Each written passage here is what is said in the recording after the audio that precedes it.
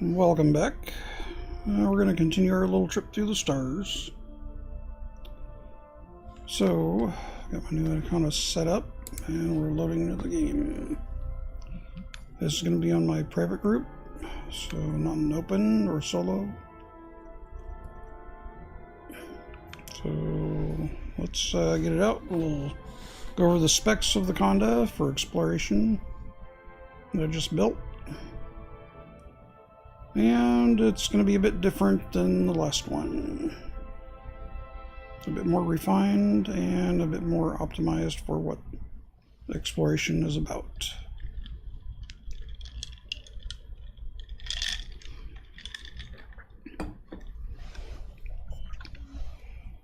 Okay, so what do we got here? We got a message. What's this about? Oh, my vulture has arrived. Well, good. My vulture arrived last night. Too funny. And they just told me about it. Okay, let's go through the outfitting and let's go over what the configuration is. So, outfitting. Alright, so this is my new exploration Anaconda.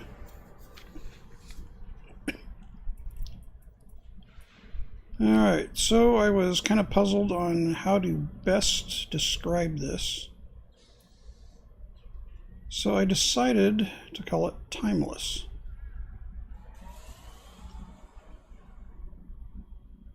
Oh, thanks, Angry Snake. Appreciate the host. You definitely need to get some sleep. And, hey, all the new viewers, thank you. This is Elite Dangerous, and we're going to go on a long trip. So, this is just going to be chilling out, and I'm just kind of showing off what this build is for this ship for specialized exploring. So, just kind of hang out, chill out, and enjoy the ride. Alright, so anyway, Timeless is the name of this particular ship. Let's go back out. Now, what this has in it, we have no hard points because exploration does not use, we don't have a need for the weapons. We got enough jump range, we can just get away. Utility mounts, the only thing we have are 2 heatsink launchers. Those heatsink launchers will help us if we overheat due to a star. Or if we're getting too close, we have some kind of a malfunction. That's usually where the heat sinks come into place. And they help cool the ship back down to keep internal damage from happening. Core internals, this is where all the stuff counts here. This is the money in this configuration. So we got lightweight alloys, no extra armor needed. Plus it just makes it heavier. We've got a 5A power plant, which is smaller than what it comes with, but this one's been modified, so it gets a lot more power than what a standard 5A does. And this keeps all of our systems all running and happy. We've got 7D thrusters. This is the lightest we can do for this size of thruster. D-rated modules are always the lightest. We got a 6A frameshift drive. We can't go with a D on this because it has not nearly enough jump range, so the heavier FSD is better in this case because it also goes farther. So this one has been modified, and this is modified pretty substantially.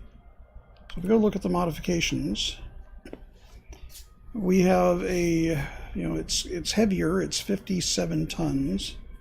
So it's quite a bit heavier than if it was unmodified. It's a grade 5 modification for increased range. Currently its integrity is reduced to 108 from 140, so it's not as durable as a non-modified FSD. However, it uses a little more power. We can manage that. The optimized mass is 53.8% higher than what it is unmodified. And that's the key on the FSDs to making them jump further. So that's what gets us all of our extra range over the standard loadout. We've also got a little bit higher thermal load, which we can deal with.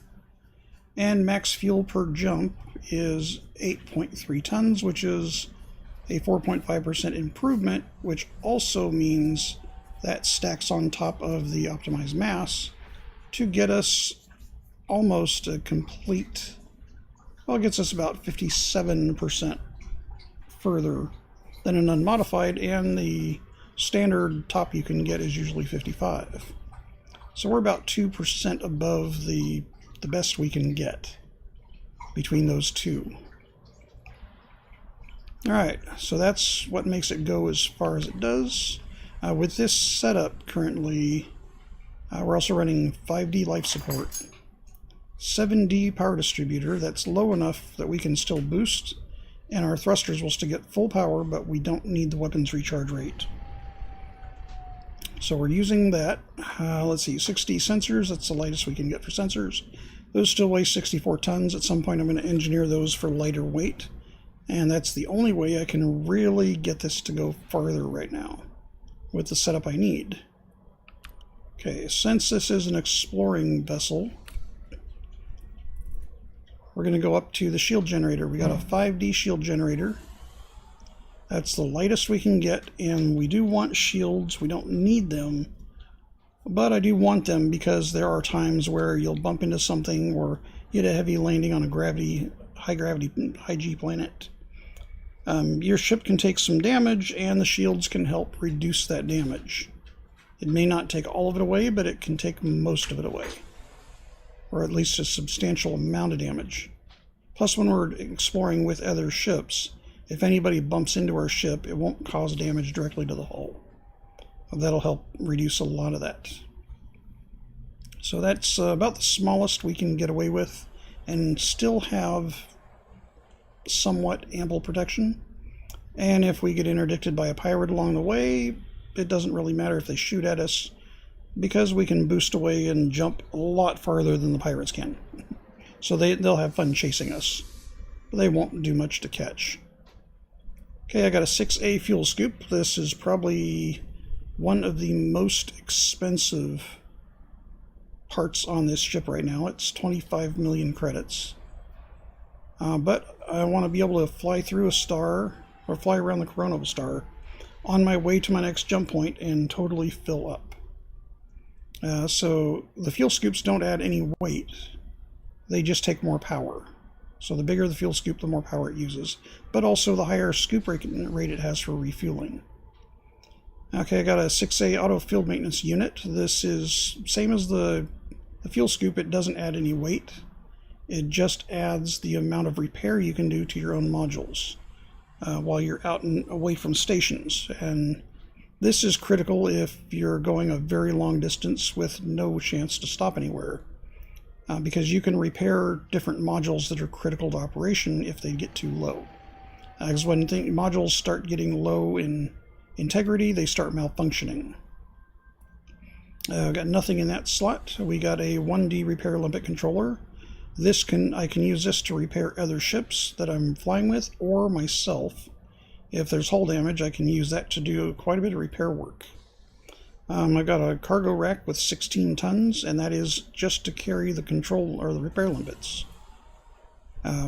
Because we need to have repair limpets in cargo, or we can't use the repair console, the repair controller. Alright, so along with that, I've also got a 5D fighter hangar bay, which gives me a single fighter, which I went with the F-83 Condor. No, sorry, it's an F-63 Condor. Sorry, vision is a little out of focus right now. So anyway, this is the Rogue F version. It says, should have fixed plasmas on this one. This I can deploy if somebody's attacking me to get the people to stop shooting at me and go after the fighter while I jump away. And if I lose the fighter, no big deal. I've got 8 of them. So that's a disposable distraction that also does a lot of damage. I've got a 4D planetary vehicle hangar, which gives me 2 SRVs. So if I'm exploring around on a planet, I have 2 to work with. If one gets damaged beyond repair, I can switch to another. I got a detailed service scanner, and this is where you make money while you're exploring. A significant amount by scanning undiscovered planets and undiscovered stars. And I also have an advanced discovery scanner, which lets me scan an entire star system when I jump into it to see if there's anything interesting worth exploring further. Standard docking computer, nothing in the military slot, and planetary approach suite, so I can land on planets. Okay, so that is the configuration. Did the camo setup. So right now integrity is 945, which is fair. It's for exploration, it's pretty good. Top speed is 191 meters per second. Top boost is 254. That's not super fast, but it's fast enough. At least it can boost, and it has enough thrusters to be able to land on a high G world. Total mass, not really important, but it's got 800. It's currently 680.8 unladen, that's unladen. And our jump range currently is 49.29 if we have full cargo, and 50 light years if we don't have any cargo. So not a bad deal. Again, we don't have any weapons, so our power is max at 25.52, and we're only using 18.83. Rebuy cost on this ship is 9.3 million credits. That's the expensive part. So now that we've gone over this, let's see. We want to go ahead and get heading back out. Currently, I don't have... Oh, I do have some data to sell. So let's go ahead and sell this data, because I forgot I went on a little jaunt last night. Let's go ahead and sell that data just so I have it available. Alright, now, crew. I do not want my crew active on this ship. Good. Because when I go exploring, I don't need the crew to go out and do anything. I know. I don't have active crew, I know that. Thank you very much for telling me the obvious. Alright, let's go ahead and get our first hop set up. Alright, so we are going to be going out to waypoint 8. This is Eagle Landing. Eagle Sector, there we go, right there. It is going to be a long trip. 7,000 light years. So this is not going to be super exciting. Like I said, just kind of hang out and chill and chat. while we travel 7,000 light years through the stars. So let's get started. I hope I remembered to turn off the coffee pot before I left the station.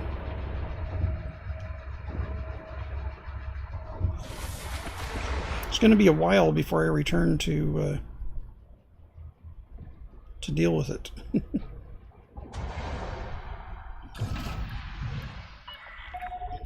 uncoupled. Moderate speed on exit. Okay, so this game is a sandbox game, for anybody that's not familiar with it, where you can fly around in a spaceship and pretty much do whatever you want. It does not hold your hands. It does not babysit you. And sometimes it is not very kind. Okay, most of the time it's not very kind. However, if you learn to adapt to the game and manage everything in the game according to the rules, you can do very, very well. But it will take a while to get to the point where you can have just about any ship you want. There are currently 31 different ships in the game you can buy. That's going to expand over the next year. Let's get away from the station a little bit. Let's take a little view on the outside.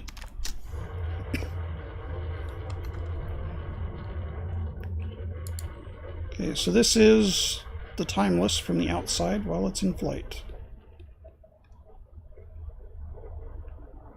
Decided to go with the camo because I wanted something that was a little lighter colored but kind of had the ability to blend in. Thrusters are a very deep cobalt blue. That's a little personal customization you can do,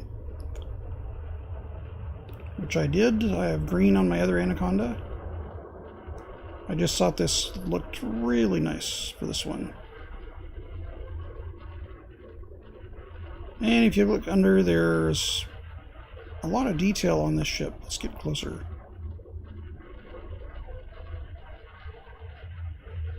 There's a lot of detail that goes into these ships. They're very, very well thought of. You got like individual panels, lights. If you look really close, some spots even have welds. Some have bolts and rivets. They put a lot of thought into the design. The ships are beautiful, the scenery in the game is beautiful. And it doesn't need a real super powerful PC to run it. Let's get around here to the front. Kind of hard to see right now because the lights aren't on inside the ship. There's a glass window. Let's see if I can get a close shot of it here. It's kind of dark. There's a glass window like right under the nose of the ship that wraps around. Yeah, have to see. Let's rotate the ship and see if we can get a shot of that. Let me throttle down here and, well,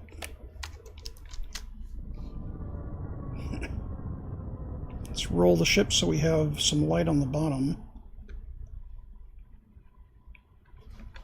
That should do. Now if we take a look underneath it, there, now we can see the bottom of it.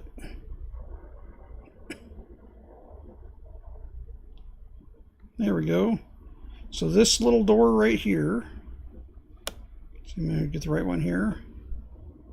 This should be my SRV bay. Oh, no, sorry, that is my fighter bay. SRV bay is up here. This little door right there. And this is the window I was talking about. This is an observation bay, which, for as much glass as there is, it's not a combat ship, but it's a multi-role ship that's capable of combat. But this little glass observation bay right here just screams, take me out and explore. And hopefully one day we'll be able to go out and be able to get out of the cockpit and explore around big ships like this on the inside. That would be incredible. Because there's a lot of ship here to explore. And a lot of detail that is just untapped in this game. A lot of possibilities. But that also means they have to redesign a lot of the ships, because a lot of the ships aren't designed for that.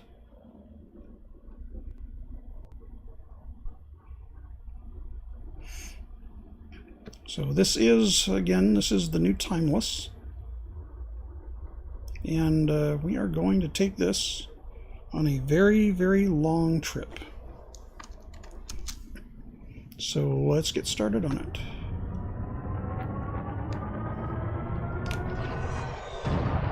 So the boost works. Our maximum speed.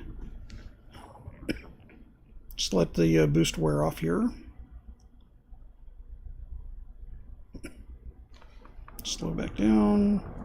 Okay, so let's check. Our maximum speed is going to be 191 with maximum power to thrusters.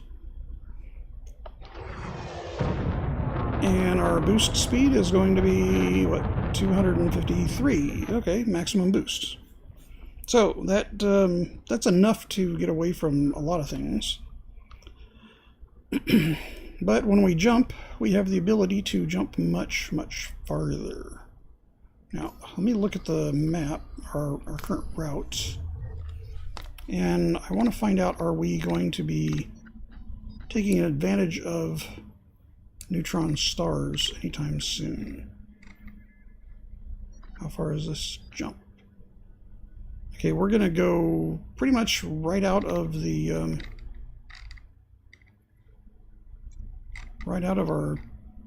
our bubble here. However, I think it would be much more interesting if we go to Jackson's Lighthouse and start with a jump through a neutron star.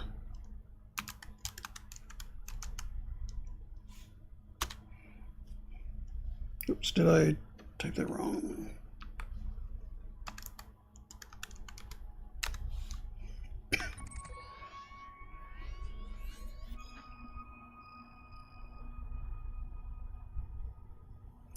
That doesn't say Jackson.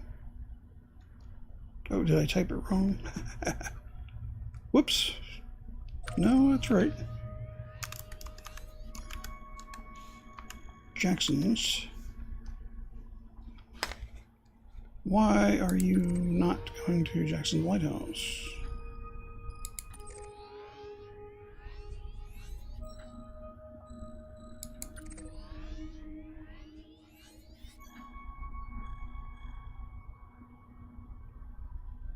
No. Okay, I do believe I had that bookmarked also. Maybe I don't. Come on. Let's bookmarks. Let's go look for Jackson's Lighthouse. See if I did. If not, it's nope. I did not. Okay. Well, we got to find it then. I don't know why it's not finding it under this. Jackson's. That's what it should be. But nothing shows up under Jackson's. If we do Jackson, it should come up as the first option. There we go. Jackson's Lighthouse. Okay, let's set our destination there. Let's route there first. Alright, so this is going to be a couple of jumps down to that particular star. Let's go on the other way, and that will give us a huge boost. So we're going to backtrack just a little bit so we can get that monster boost.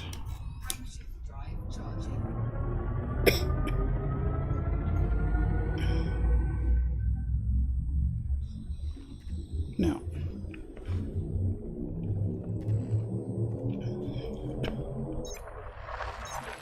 as we jump into the stars, into different stars, we are going to have some opportunity to collect fuel. And this ship does eat a lot of fuel to get the range it does. It has. So it currently has... Oh, I gotta set my scanner. Pardon me, my fire group is not set. Put that. And heatsink launcher is going to be 2. I'm only going to assign 1 heatsink launcher. I'll do another one later if I need it. Alright, so anyway, so as we jump through, we're going to scan systems, and we're going to collect fuel from the star. Now, the amount of fuel we can collect at the rate we can collect depends on how fast our ship heats up. So right now, I'm collecting at almost 500, so basically a half a ton per second, and I'm only at 61% heat. With a 32-ton fuel tank, that is going to save a lot of time. Okay, let's roll around so we can get the next jump lined up. We're away from the star.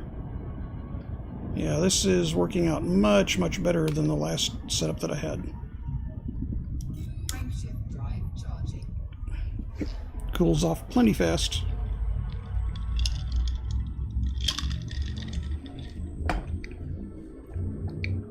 Okay, once we get down to Jackson's Lighthouse, we'll reset our destination back out to Eagle Landing, and that'll automatically enable us to use the long-distance jump to go that direction.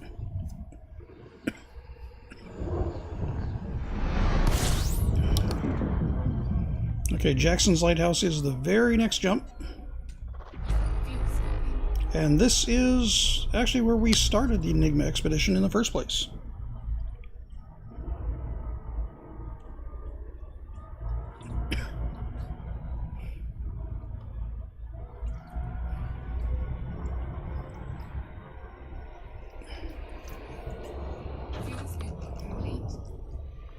And now we turn away from the star because we don't need any more fuel from it. We're full.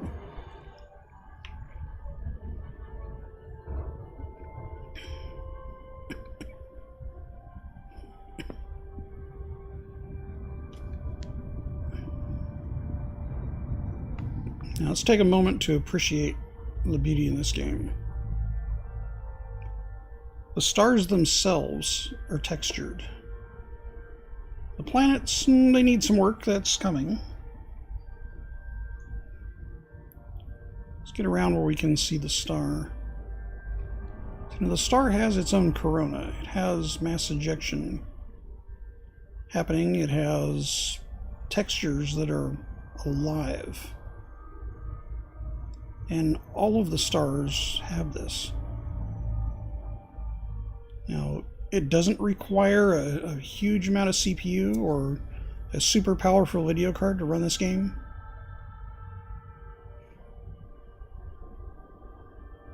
You have the freedom to do just about anything you want in the game.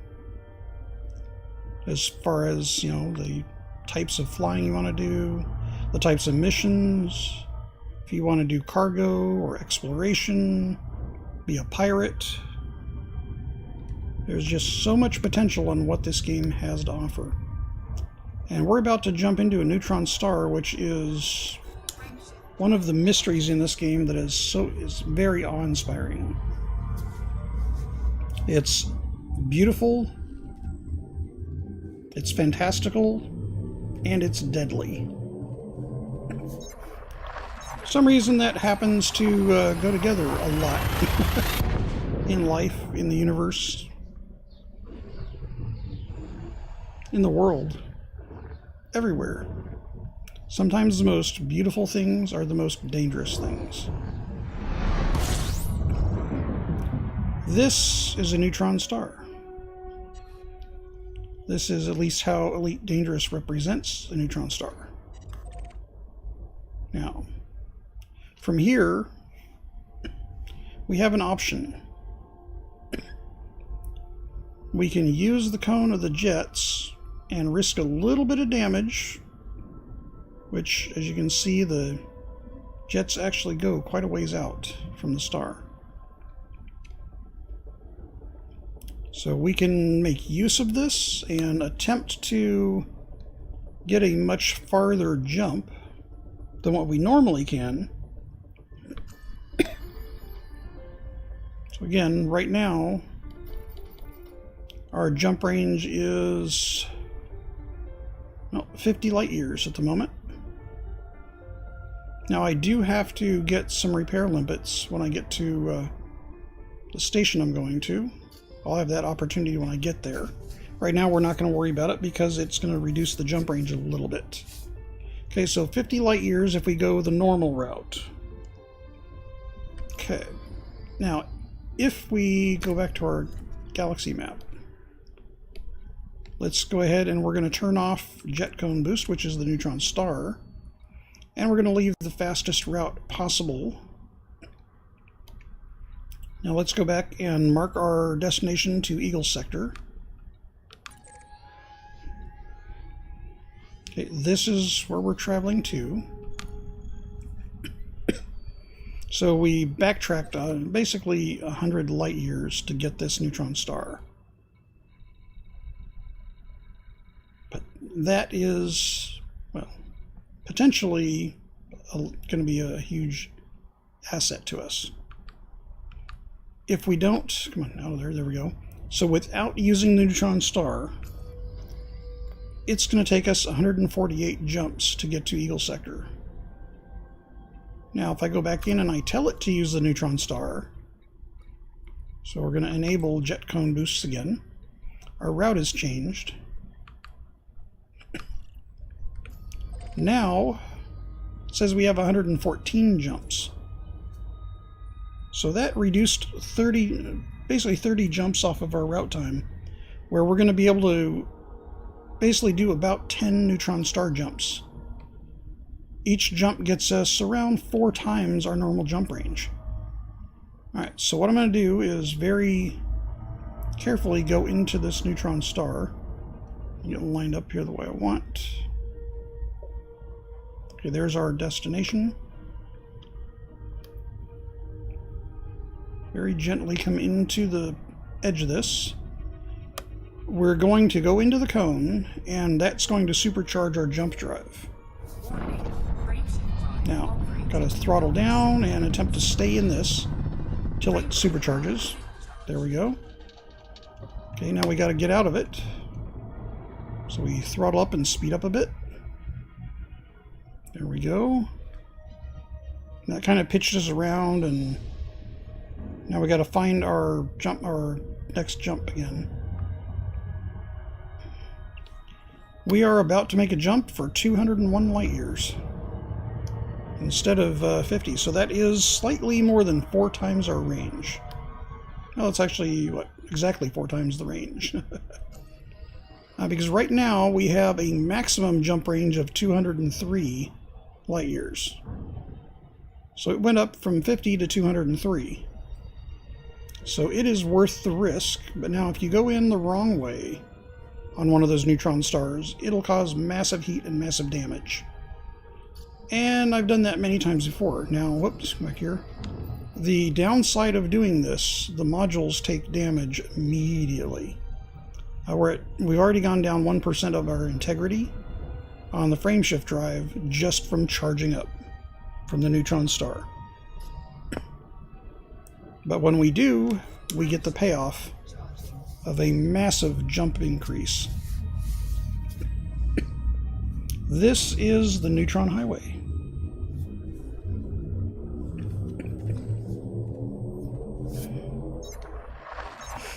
Now, every once in a while, I've landed at another neutron star. But we can only do that like 2 times in a row. And then we have to get fuel. Okay, so this time we landed at a fuel star. Okay, our destination is on the other side of the star. Scan the system, collect the data of what's here, and fly through the Corona and get everything all fueled up while we get lined up on the next jump.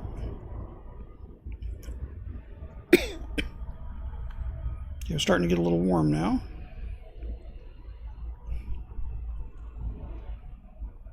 And we're almost done. There we go. Now turn away. Let everything cool off. There we go. All cooled off. And line up. And now we're back down to 49 light years. And we can do that through the jumps as many times as we need to. As long as we have the FMU, we can fix it up. Don't have to fix 1% damage, but after we get down to maybe like 85, it's going to need repair. 70%, then it definitely want to repair it.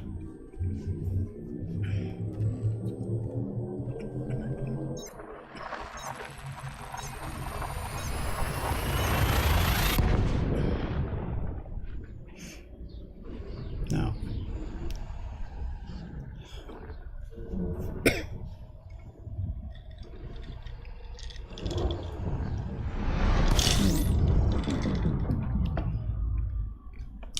alright, so we got here to our next star, same thing.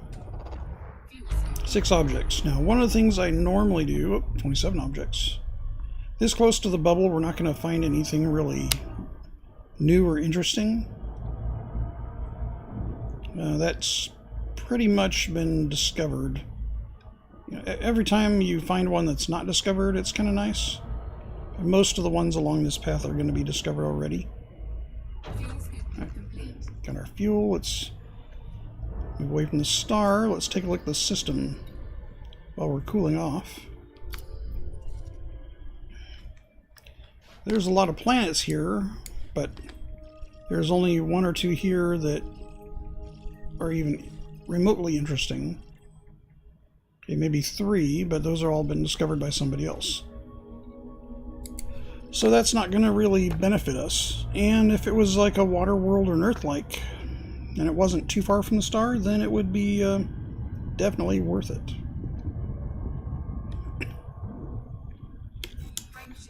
But for now, it's just going to be plowing through 114 jumps. What we got down now? 112. So, forward we forge. Into the abyss.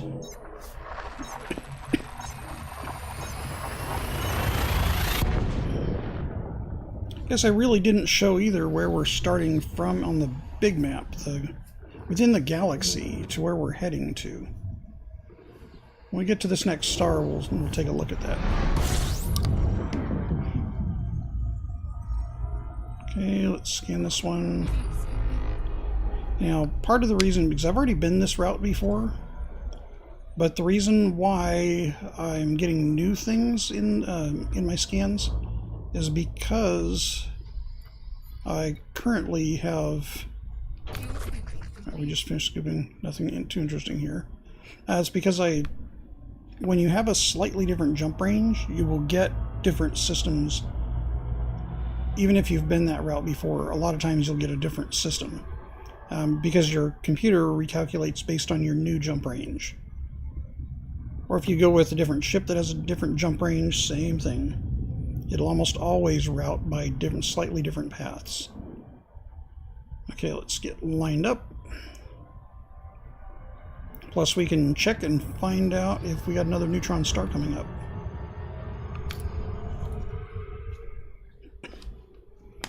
Alright, so let's back out a bit.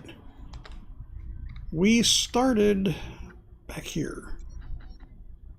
Oops, right... if I can get it. Right where that little red icon is right here. That's where we started. And we are traveling to here. So we're going to go out. This is Colonia. This is the end destination of this expedition. We have to get out to this location today. Because tomorrow we have a big meetup with people from different places in the world. around the world, UK and the United States. We're doing a big meetup there for everybody in the expedition. Okay, so currently this is our next, or this is our last jump where we have to get fuel. And what I want to do is look for, oh, right there, this little jog right here. Okay, do PSR, yeah, here, right here, PSR J15. This is a neutron star. So this one we are going to get a supercharge. And we get a fuel up, we'll have fuel up to this point. But we're going to use fuel to get here, and then we're going to use fuel on that jump. So that's one neutron star. And it shows the path a little better at that angle. And let's see, that's going to jump somewhere out here where we're going to have to get fuel again. So we're going to go about here. So using those neutron stars really does help you get farther faster, as long as you make use of the time with the, efficient time with it. Of course, in the time that I explained that and we went and took a look at it, I could have jumped probably 2 times. And we would have been at that neutron star, or very close to it.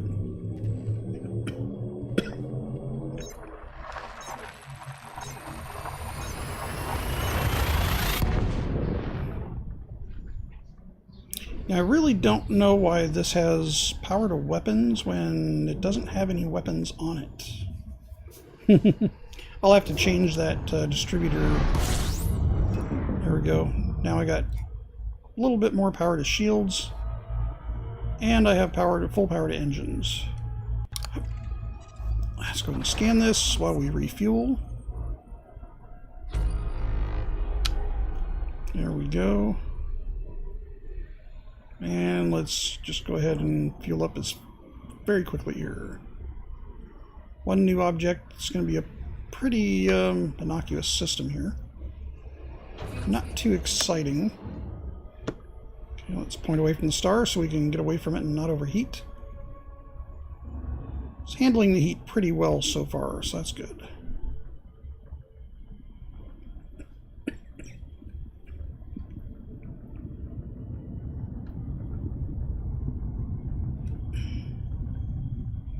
And let's see. System map. Yep, not really anything exciting here. Just a couple of stars. So good fuel stop, that's about it. Alright, so we're going to a red dwarf, which is our next jump.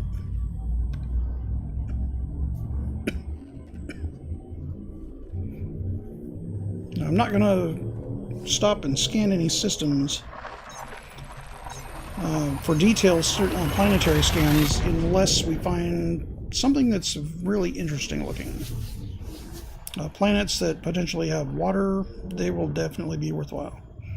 The trip coming back from Eagle Landing to build this ship, the scan data I sold made about 3 million credits. So not a huge amount, but not peanuts either. I did end up selling a cutter that I had that I never used, so I could easily afford this ship and not worry too much about the money. However, I don't use that cutter and haven't used it for a long time. Don't really enjoy flying it, and I figure if I want to get one later, I can go grind some money after the expedition and go get go get another one. But I'd rather put that money into fine-tuning the Corvette or ships, finishing off ships, building and customizing ships that I really like and enjoy. And we got a couple of new ships coming up, so why not? We're going to have to do some money grinding anyway before the Chieftain comes out. So that way I can get one of those and max it out and go have fun with it. That may become my new favorite combat ship, who knows? Depends on what size distributor it's going to have, and I already know the hard points it has.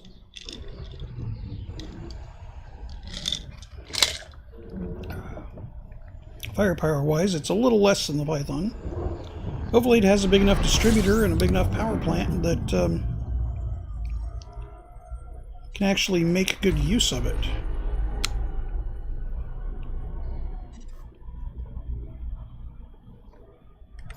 Okay, well, we're fueling. Not really too interesting here.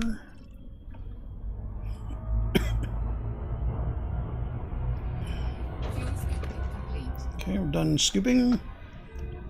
Oh, I love this bigger fuel scoop. Absolutely love it. The other fuel scoop, we would have been sitting there for probably a minute or so, refueling. A little over a minute just to refuel. This one, you just fly through the Corona around the star and you're done.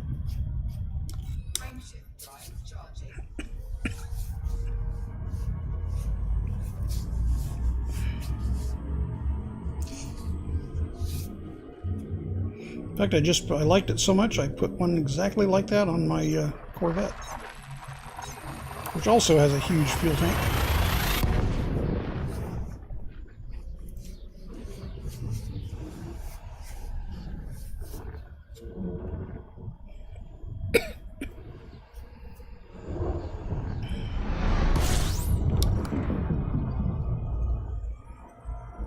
Okay, anything interesting here?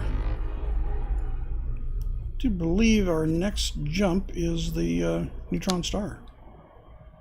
37 new astronomicals. Okay, let's find out if there's anything interesting here. A lot of planets, but nothing that really looks too terribly interesting. A couple of gas giants. Nothing water-based, no Earth-likes. Okay, let's move out of the star. Get away from the Corona here, and then we'll go to our next little treat. Cool off a little bit. There we go. This actually cools off a little faster than the other one. The way that I had the other Anaconda set up, it just did not handle the heat as well. So far, I'm liking this setup better than the last one. It's a little more durable, and it's a little more functional, and it has more or less the same jump range. Could use a little improvement. So far, I like it.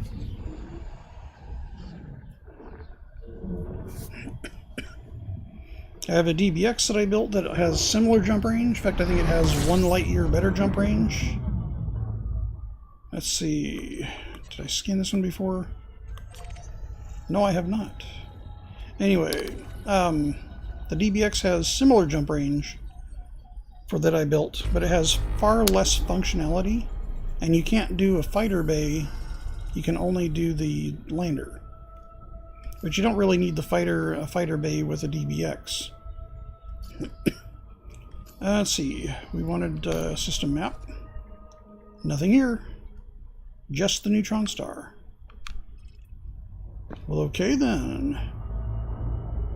We can't plot our route right now to continue our jump because we don't have the supercharge. So we need to get the supercharge for supercharged for FSD.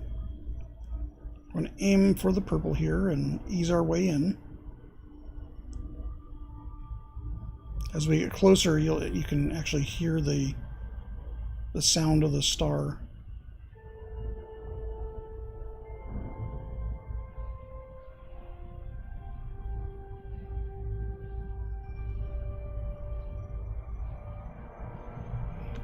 Let's ease our way in and get our supercharge and take advantage of this monster boost.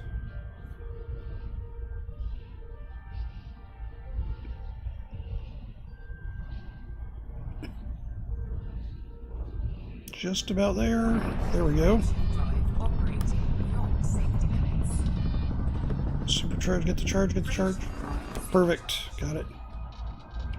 Alright, now get away from the star enough to stabilize. There we go. Now we can select our destination on our route. 201 light years away. almost the maximum jump range.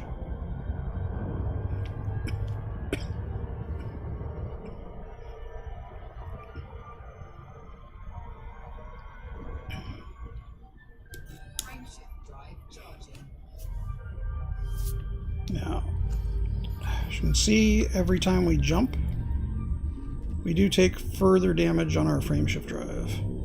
Everything else is handling it fine.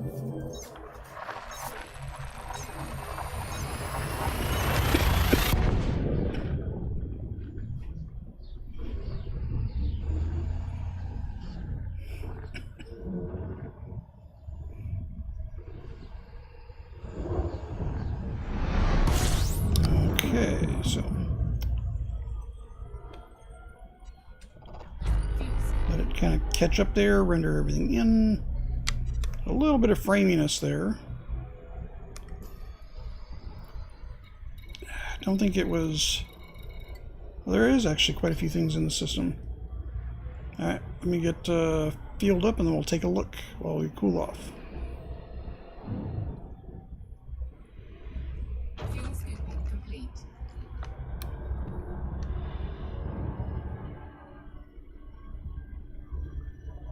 Alright, we're out of the star. I'll get lined up here. And let's take a look at what the system has. Ooh, now see, these are the kinds of things we're looking for. This is going to be a high metal. Of course, this has already been discovered. So it really isn't going to pay off a lot to do it. Now, if, say, this planet was a dark blue, or this planet was a dark blue, then it would be either water or ice at this distance. These are... Well, they do have value to them. And actually, they're not very far from the star. They're definitely going to be rich metal. Well, let's go take a look, because this is... Even this one's probably rocky. Now, let's take a look at it anyway. This is how you make money in Elite while you're flying around exploring. And this will enable you to buy better ships. Let's get turned. There we go. Well, we got a little far away from that one. Now these are orbiting around the star, so there's a chance we might have to go catch a couple of them.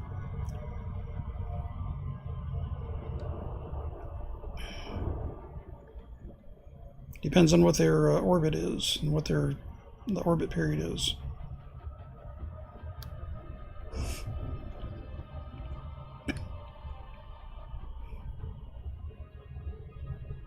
Can we get a magic scan on this? We're gonna have to get down probably less than 100 light seconds to be able to get a scan on it. But we're almost there. Yep, there we go. Now it's starting. Right at 50. Okay, slow way down so we don't go flying past it. This should be, it'll either be a high metal or it will be a rocky.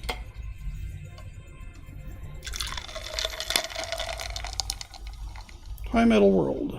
High metal content. Okay, so there's going to be 3 high metals in this system then.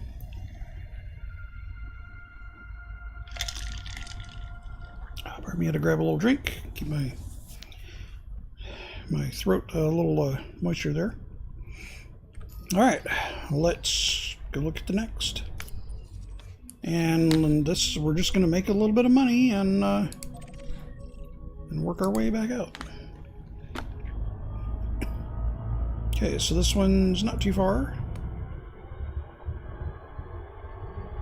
Now you do burn up fuel while you're super cruising around. So if you do this too much, you do need to scoop for fuel to top off your ship again. Your super cruise tank, or your main drive tank, is going to take away from your hyperdrive tank.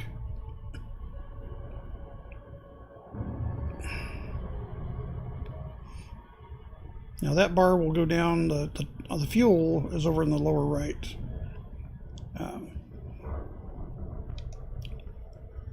That corner over there, there's a fuel gauge that has a little bar on top that's a little shorter than the big fat bar.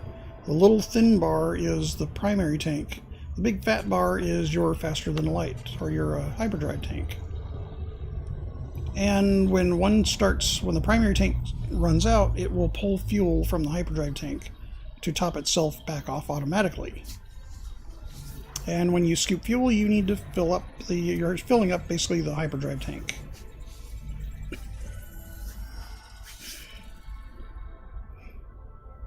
Okay, so that is a water world.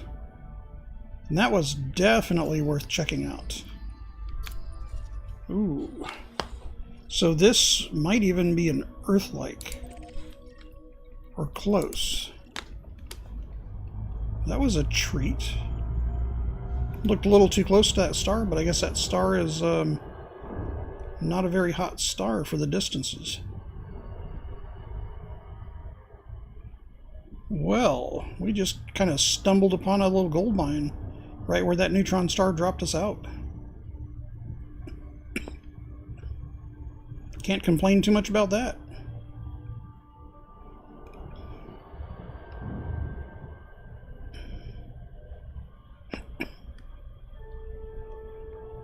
There we go, kind of line up on the orbit again. There we go, got our scan going. So this is either going to be icy or Earth-like or water. Depends on where it's actually at, or it could be a high metal, but fingers crossed it's Earth-like. That'd be pretty awesome. The Earth-likes pay off a lot of money. So do the water worlds. It's high metal. Okay, so we did get a water and we got 2 high metals in this system. That's not too bad. Not bad for a system that doesn't look that super exciting.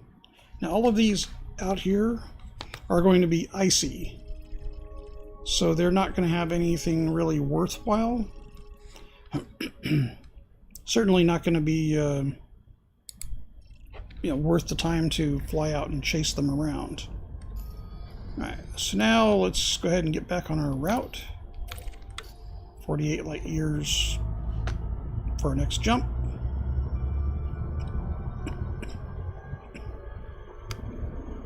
And away we go.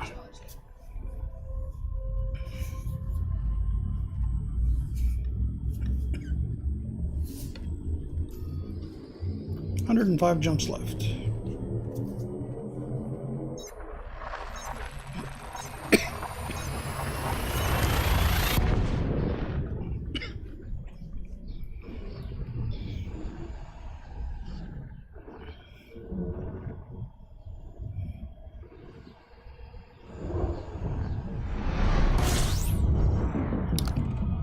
Are we there yet?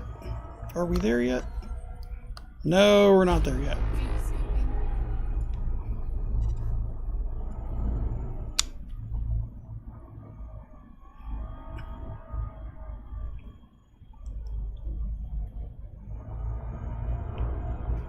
Gotta get used to this new fuel scoop that has so much more capacity than the other one. Than the last one I'm used to. Because it scoops fuel so much more efficiently.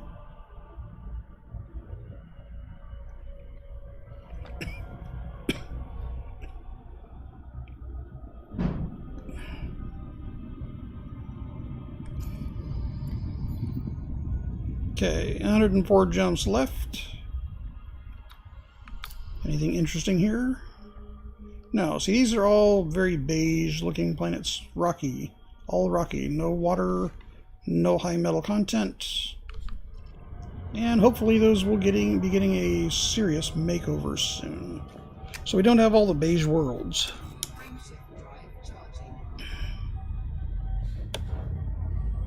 And we're just gonna chase the neutron stars all the way back out to Eagle Landing today. I think we'll probably do about half of the trip. Then, I think so we're at 1 hour now. I'll do half the trip, and then I'll take a break, and then I'll continue with part 2 after the break. And we'll do the whole trip all the way out today. Because tomorrow I want to be out there ready to go when everybody's ready.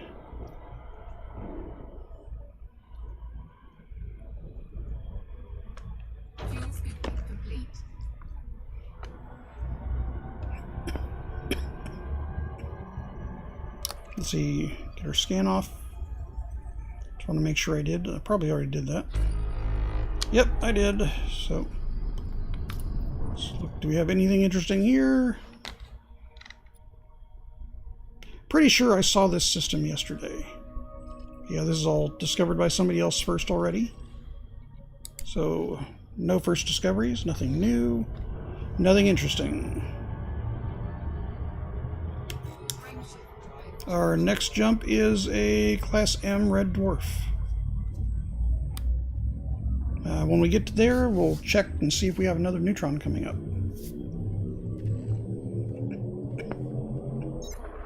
Maybe we'll find a couple of more really nice gems. Hopefully some undiscovered gems along the way. And it's kind of unusual that you'll find undiscovered ones this close to the bubbles. So we're still fairly close to the bubble.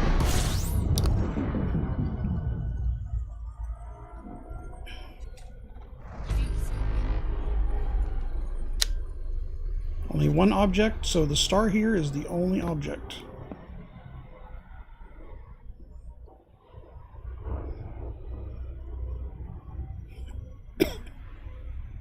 That's such a nice scoop rate. I love that. Okay. Alright, I'll try not to drool over my fuel scoop much more. Oh, it's so nice having that increased capacity. It takes so much less time to get refueled. The ship uses a ton of fuel. 8.3 tons every jump. That's what it maxes out at. And going 50.1 light years, we're using almost every bit of that.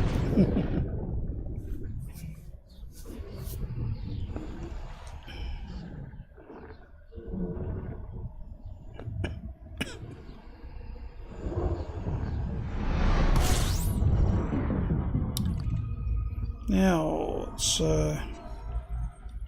see if there's anything interesting going on here. 17 objects, maybe? Maybe. We're gonna fill up our tank, and then we'll check everything. Kind of trying to do this in a slightly different order, just so I don't end up overheating while I'm scooping at a higher rate. Okay, so let's get out of the star and let's look. I see nothing. Definitely nothing worthwhile. And all of this has been discovered by somebody else. Pardon me. My voice is going very hoarse.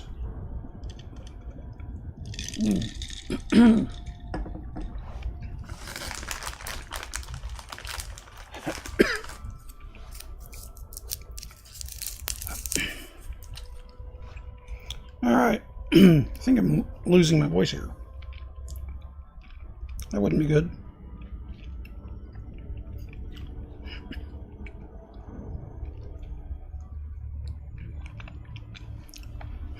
Okay. I'm definitely losing my voice.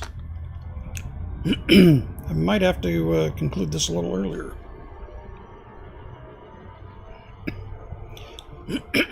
We'll just call this the stream that broke Shrew's voice.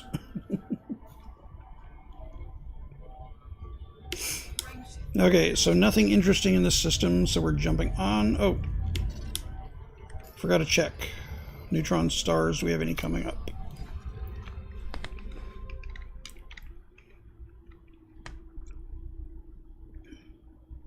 That's another red dwarf. However, oh yep, that's just regular red dwarfs.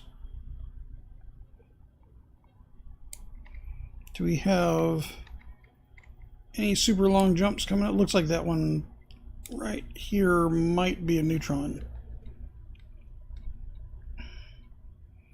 We'll know once we get a bit closer to that.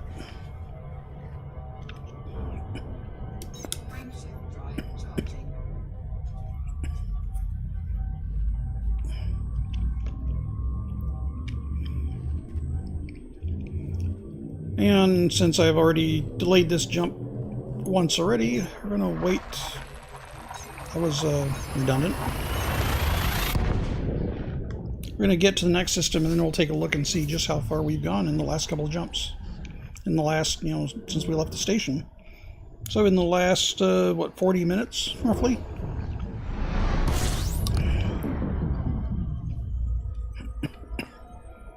So scan the system. 14 new objects. Let's get all fueled up.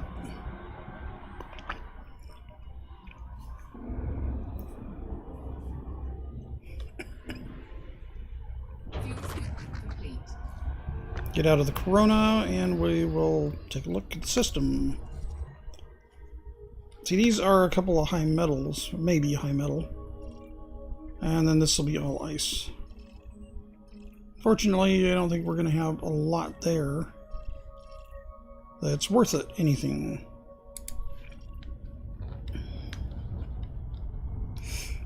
Alright, now let's get them lined up. Let's see just how far away we are and how far we've gone.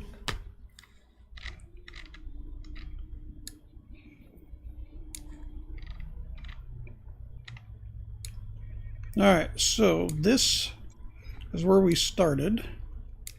And this blue arrow is where we're at. So right now, Shenrada Desiree is now 800 light years behind us. So we've gone almost 1,000 light years in the last 40 minutes using the neutron highway. Getting that boost from neutron stars and also from the amount of jump range that we have currently in this ship. Oh, forgot to check on the side. Got to check this way and see what else. Do we have anything of interest coming up here? Whoop! Oh, no! Back out. I don't want the random star behind the fuel point. Yeah, I want... There we go, my last jump. That is how we're going to find the route that we're taking. And we're looking for... No. Dang it, delete. Will you stop selecting stars randomly? I lifted up my mouse button. I didn't ask you to select a new one. There it is.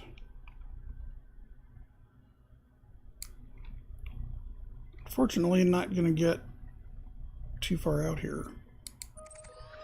Can I select it? No, it's not letting me select the fuel. Alright, it's not going to let me get that detailed of a look.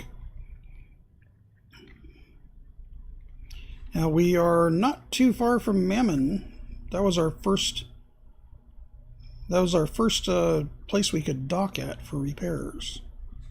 Kind of a pit stop. We're going to go by, this was our second waypoint. We're going to go by right that as well. Now, like I said, we're just going to neutron our way all the way back out. Not too much interesting along the way yet. Maybe we'll find a couple of really interesting things.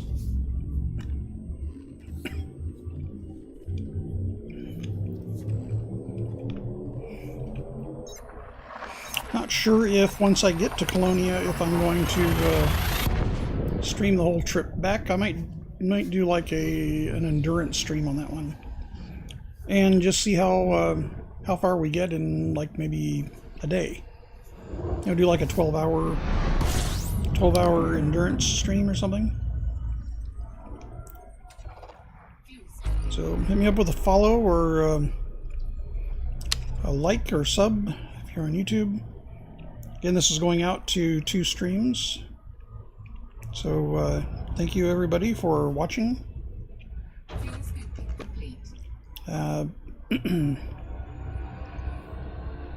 So follow, subscribe, or share as you see fit.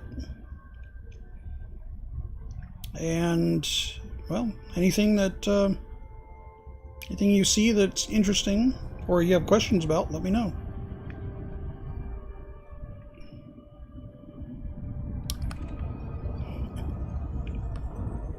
Alright, I gotta check the system again.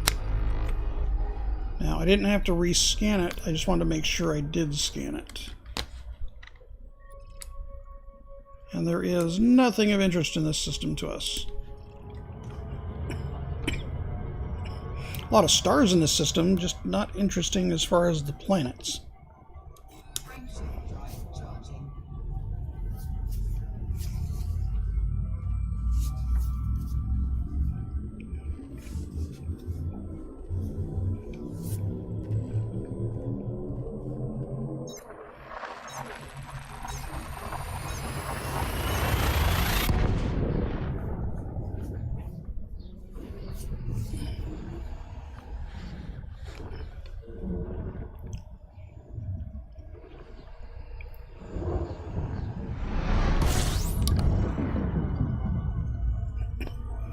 Okay, jump and scan, jump and scan. 40 new objects. This might be a busy section. Let's get fueled up as we cruise around the star.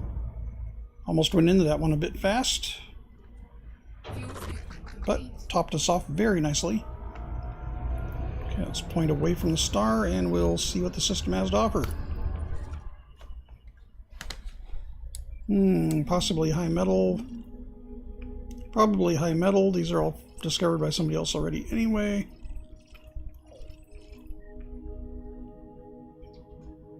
Those are actually pretty close to the star. Yeah, I'm not going to bother. I'm not going to worry about that too much. If they were undiscovered, I would go check those out. If they were not scanned by anybody else first.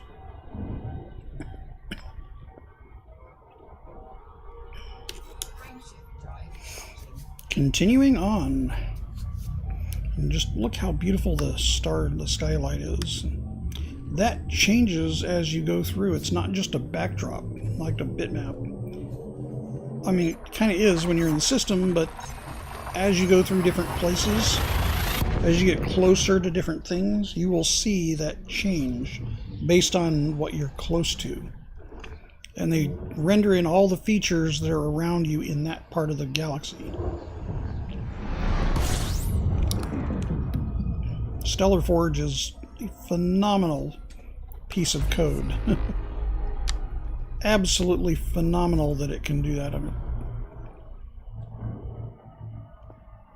I almost can't fathom how complex the Stellar Forge is in order to make all of this happen. A lot of very smart people, much smarter than I am, figured this out.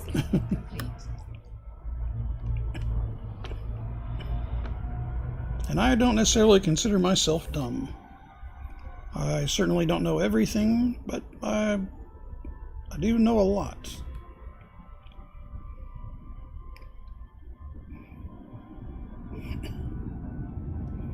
Okay, anything interesting coming to this one? Now we're going to a red dwarf again. Not too interesting. Oh, wait. Did I check this one? No, I did not. Oh! These are first discovered by somebody else. But that is a potential water world.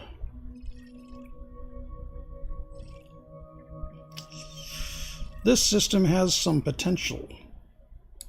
Potential for some... I'm glad I checked it. Alright, we're going to spend a little bit of time and we're going to do some scanning here because this, even though somebody else has seen this before, it's still going to make us a decent amount of money for this. We just have to go and scan them. Now this is using the detailed surface scanner.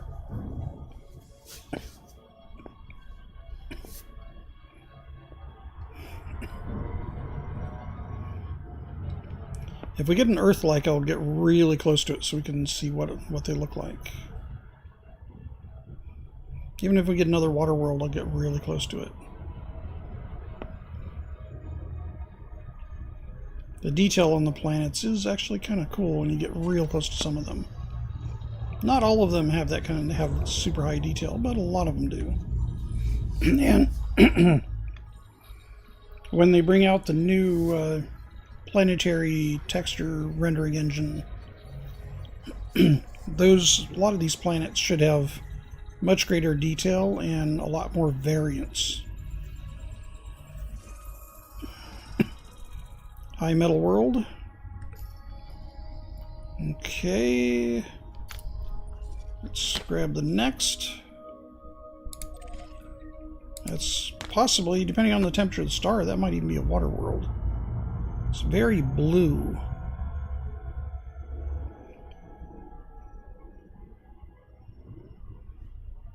Sometimes when they're that close, so they're just high metal. But, you know, it's still worth checking out. The chance, just the chance that might be a water world is worth it.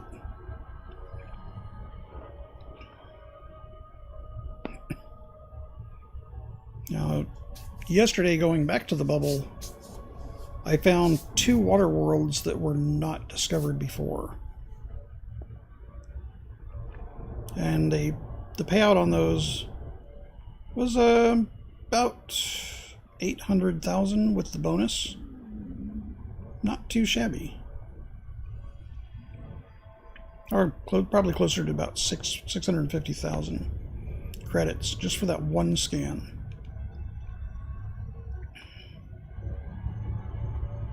Let's go a little faster so we can get this done a little quicker.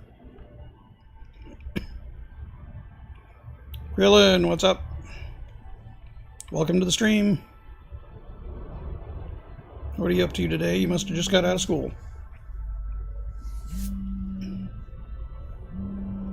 And no, I am not going to answer the phone with Ponder from Ponder right now because I am in the middle of a stream. Yeah. I don't answer the phone when I'm streaming, sorry.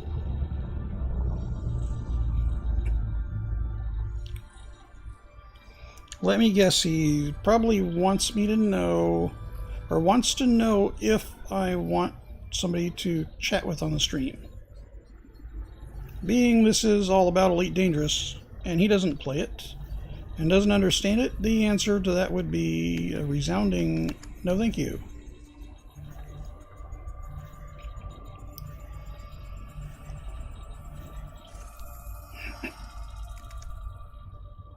And that is a high metal content world. Yet again, another decent cash choice. Okay, let's check next. This whole system just has potential written all over it. Pity it's not. Pity it's been discovered by somebody else before. But since I haven't scanned it, it's still worth money.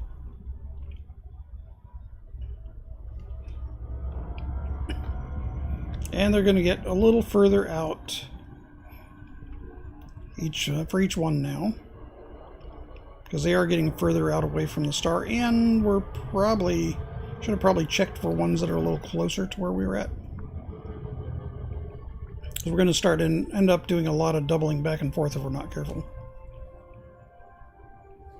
What we'll do is we'll scan the rest of the stars till we got all the interesting ones picked out based on the ones closest to us.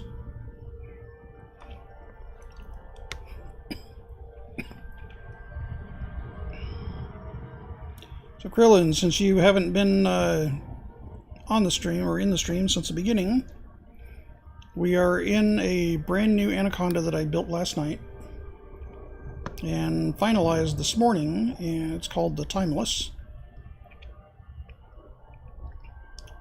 It currently boasts 50.44 light years unladen, or fully laden, 52.26 unladen. So, it's a pretty nice ship for exploring. It's got a fighter bay, 2 SRVs, and it's got a pretty decent set of thrusters and capabilities on it. I got boost capabilities with that jump range, which was really nice. And I put my FSD out of Sinistar, my other Anaconda, in this because it was the best jump range class, or best size 6 FSD that I had available. I'm going to have to go do some more FSD engineering. I'm going to have to get the grade 5 materials to go visit Felicity with some more, but I might wait until the engineering gets revamped for that. I don't want to take this, I especially don't want to modify this one. And I don't want this to get converted to the new system if it's going to degrade the performance. So hopefully they give me a chance to ask if I want that or not. Okay, so that was high metal. Okay, that's a moon around it. I'm not worried about the moon. So this would be the next planet.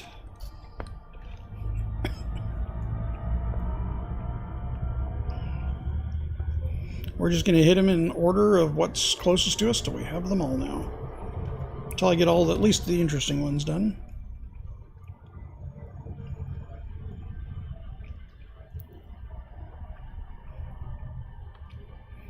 And Krillin, if you want to hop in Discord in the stream channel and come talk Elite, then go right ahead. I'm currently on my way back out to Waypoint 8 for Enigma. So I'm not that far ahead of you. If you use neutron stars, you can catch up to me pretty quickly.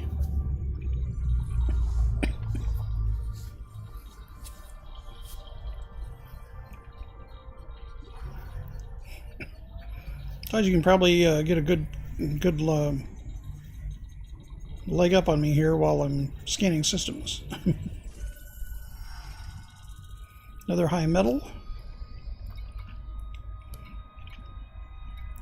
Alright, this would be the next closest.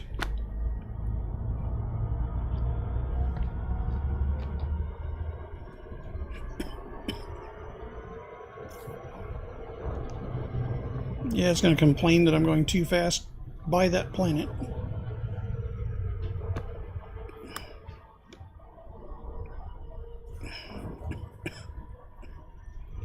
Alright, let's get a little closer, a little better lined up. And let the speed increase as we, decrease now. Because we're coming up closer to it.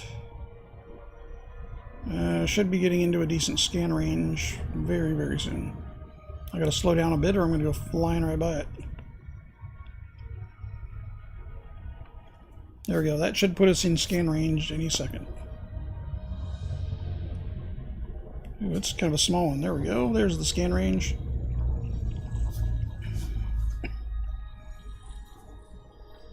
Do we have a water world or do we not? Or is this another high metal? Scanner will tell. Well, when it finishes.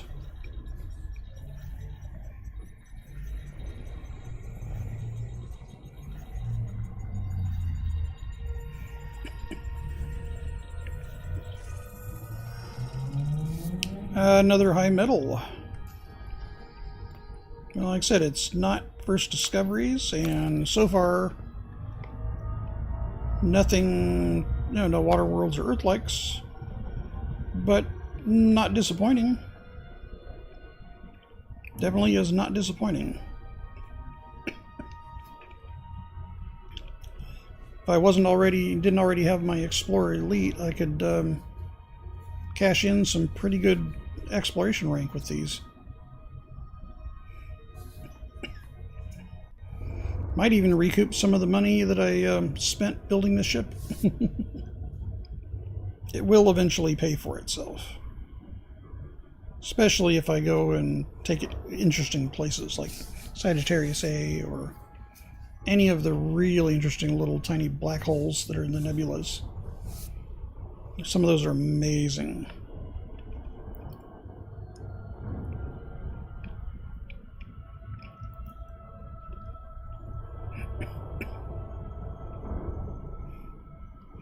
We should be just about in scan range. So there we go.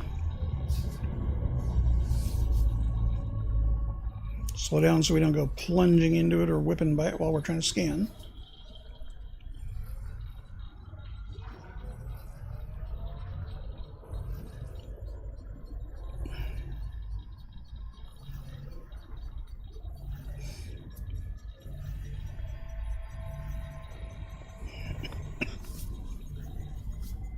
Let's see. Good thing I checked this one before we jumped out of the system. Okay, another high metal. Well, so far that's been several high metals. This would be our next. Okay, let's take a look on the system map. Okay, so that's the moon. I don't care about that. So this would be the next actual planet. Yeah, there we go. So which ones have we gotten so far? We've scanned this one, this one, this one, this one, and this one. So yeah, we're working our way to the outer planets. This has my interest since those are all high metal. By the distance, these two, this is probably high metal as well. This one looks like it might be a water world, and that looks like it might be icy.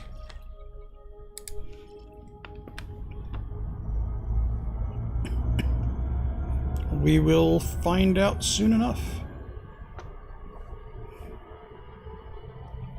And of course, as we get to the outer planets, it's going to be farther and farther distances to travel to get to them to scan them.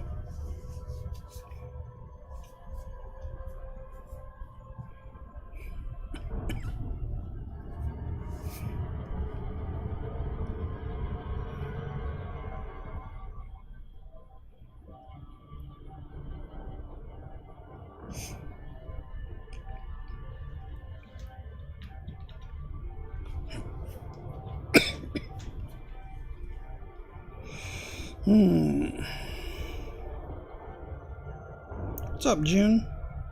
You going somewhere? Silly dog? Okay, go ahead. She's kind of giving me a funny look, like, what are you doing?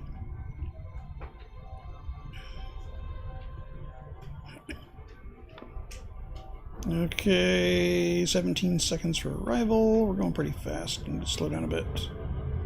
Need to slow way down, or we're gonna go right past it. Pardon me. Throat is bothering me a bit today. Sorry about that. Hopefully it didn't pick up too loud in the mic.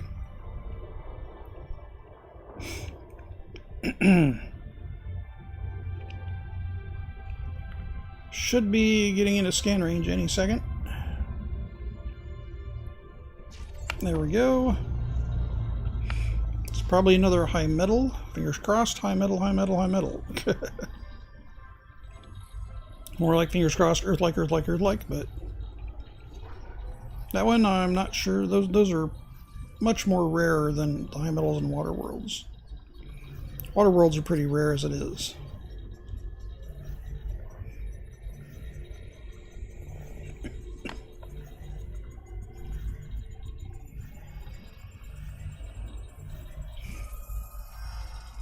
High metal world. So far this system has not disappointed. And this is going to be the potential water world from the look. This is 6,300 light seconds, so it's going to be a little bit of a trip back across the solar system.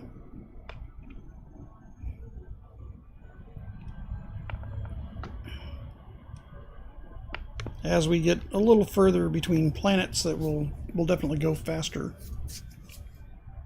We're building a pretty good amount of speed. Should not take us too long to get there.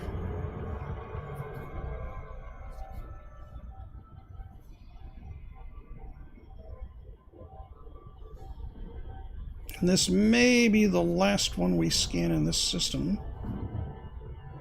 So again, the other one, the last planet in the on the system map, looks like it's probably an icy world.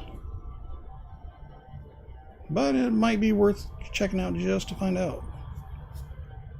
Guess it really depends on what this ends up being.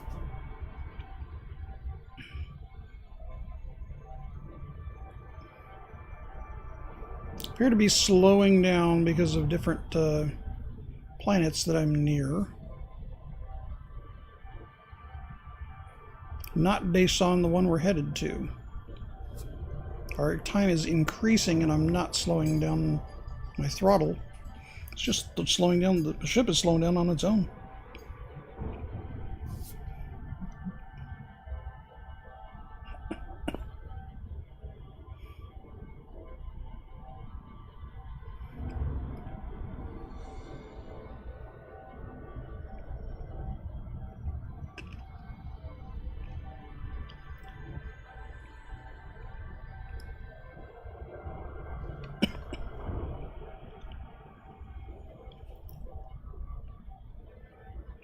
Alright, so are we speeding back up yet? No, we're not.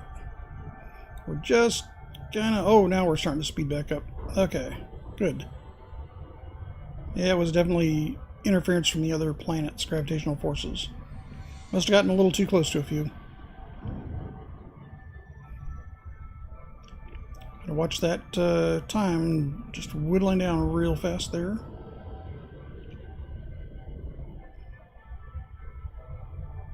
And of course, as we get down closer to 10 seconds, we definitely have to start throttling back down. Just a little bit. 24. There we go, throttle back down.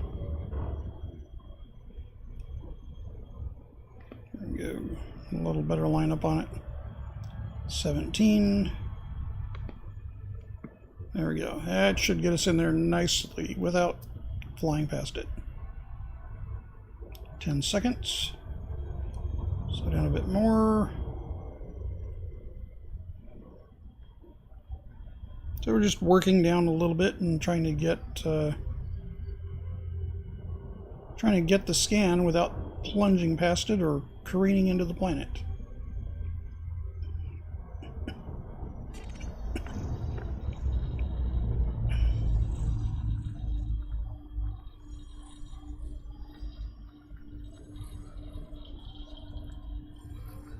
Alright, we got the scan at 98 light seconds.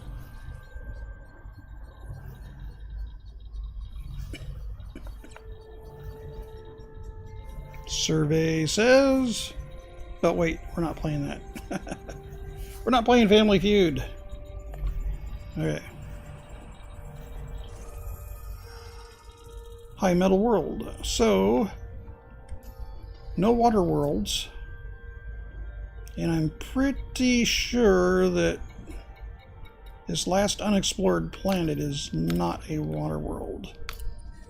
Pretty sure. However, because it's this blue, it looks like it might be icy. But I would really be kicking myself if it didn't, if it ended up being a water world and I didn't scan it. So you know what, I'm going to go scan it. Might as well while I'm in the system, because I probably will never see the system again.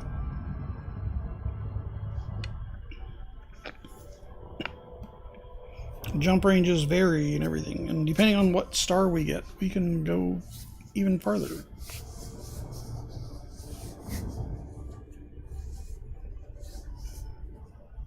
And on the return trip, if I end up back in this same system, it'll be fortunate, but...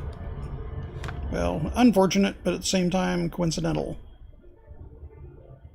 That just means that there are no other fuel scoopable stars in this region.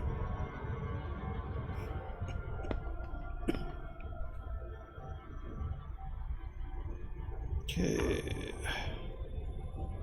Yeah, it looks like we're not going to have any interference with any other planets going to this one, at least. From the gravity. Let's get the center of the ship pointed actually at it. There we go. There.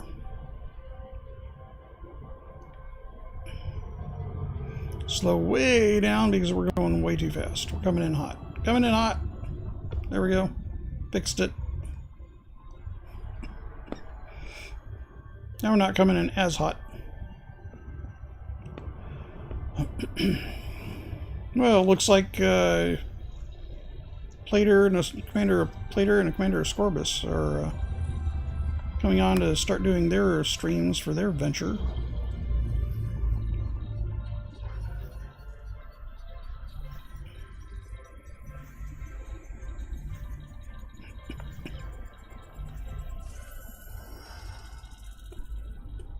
And again, it is a rocky ice world. So, I was right. Unfortunately, there is no water planets here.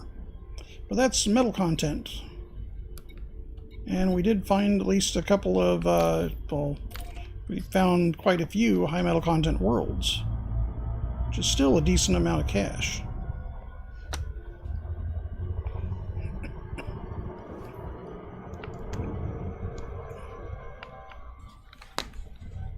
Let's see if there's anybody. Nope.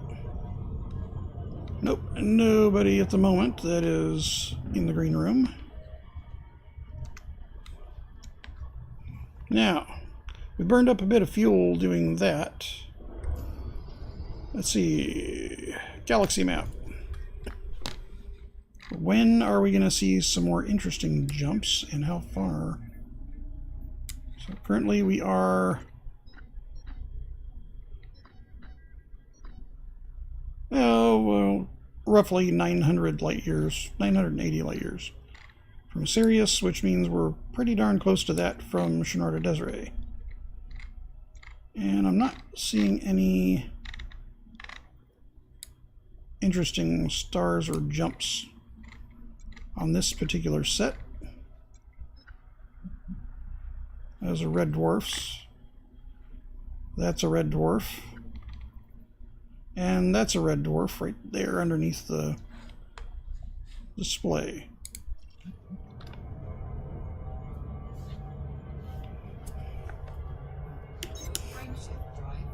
So let's continue on.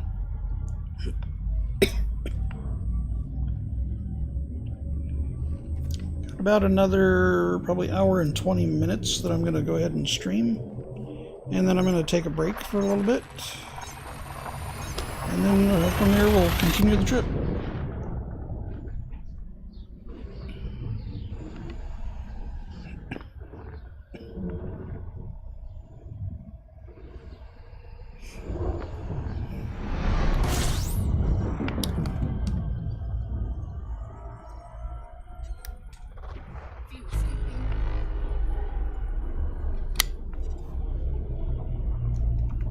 Scoop away, my minion. Scoop, scoop, scoop.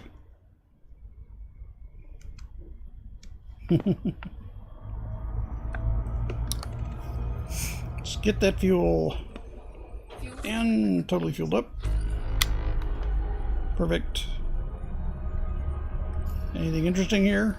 No. Just a star. Okay, moving on.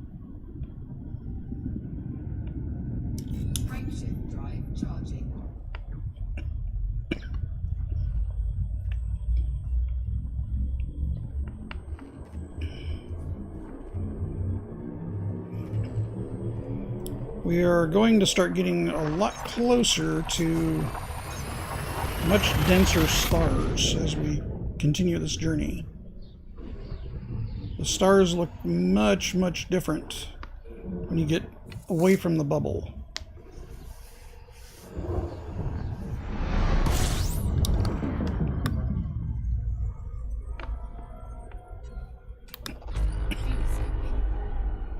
18 new objects. Let's top off our tank and then we will check it out and see what we've got. Alright, turn that. Let's not whack the microphone and get away from the corona. Okay, temperature's going down. We're good. System. A whole lot of nothing. There's one potential high metal way out there. So the answer is no, we're not going to bother with that. But it is an interesting binary star system. But it doesn't really offer us anything for what we can benefit from it. Moving on.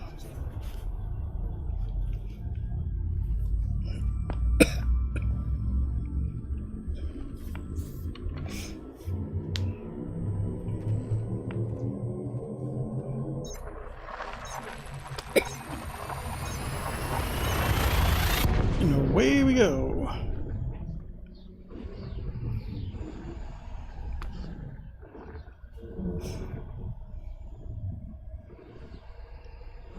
Okay, so far we're at an hour 41.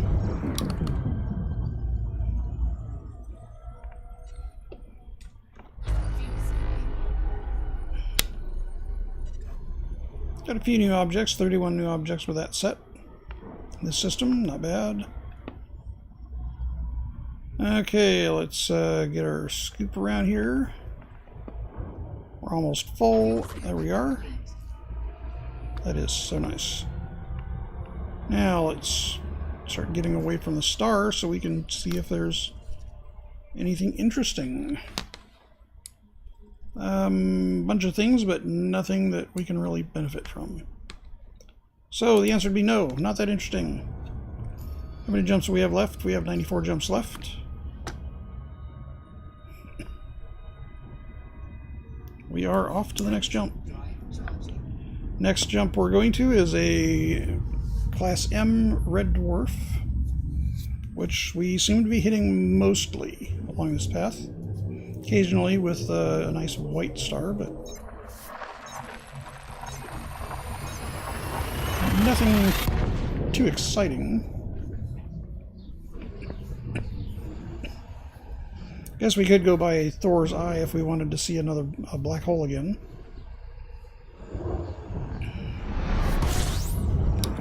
Really not a lot to see there until you get so close that you start taking damage.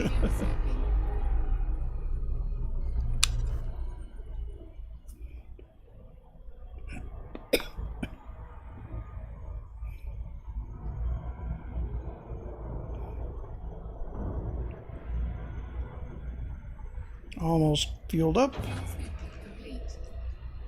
Okay, let's turn away from the corona so we can cool off and get out of skip mode. There we go. Anything, a binary star system, so nothing too exciting. Seen a lot of those.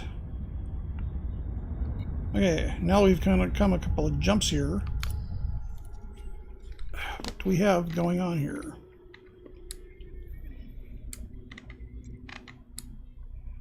Last fuel star.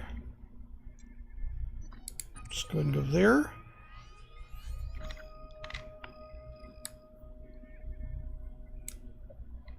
And that is a abrupt turn south. That might be to a jump.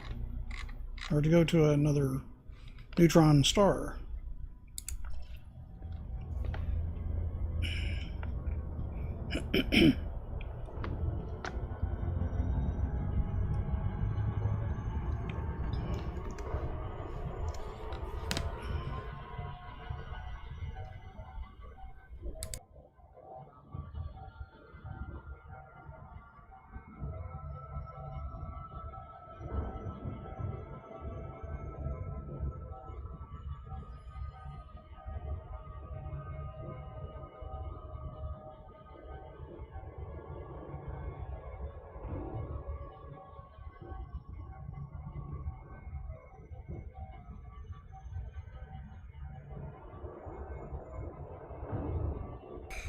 Apologies, I had to mute the stream for a couple minutes so I could, for a minute or two, so I could clear my throat and not blast everybody's ears out that are wearing headphones.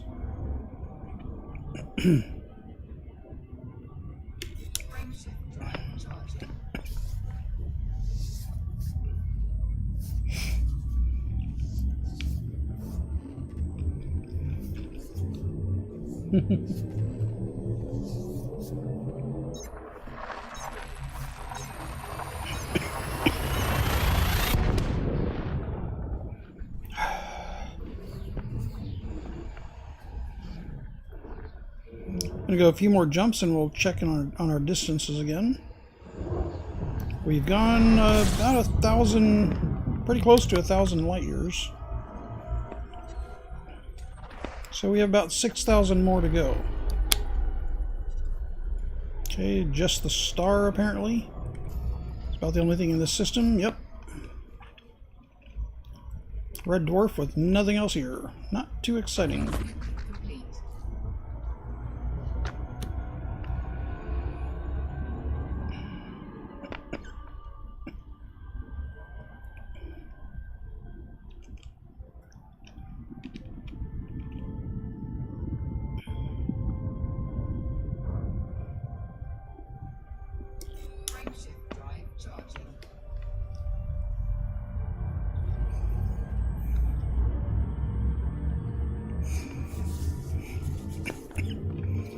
Jumpy, jumpy, jumpy, jumpy, jump.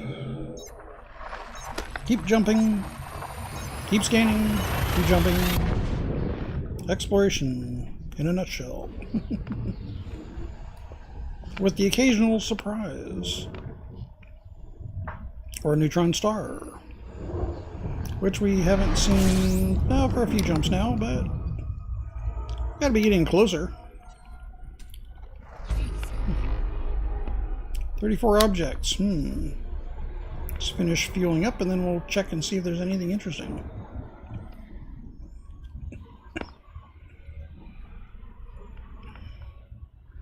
Probably gas giants and a bunch of moons, but yeah, never know. We might get surprised here. It's always worth looking. Yeah, got a couple of landable planets and we got a couple of gas giants and maybe, just maybe a high metal. Hiding under there. There we go.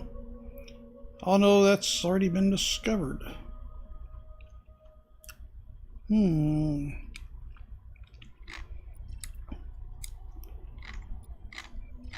That looks like it might even be a water world.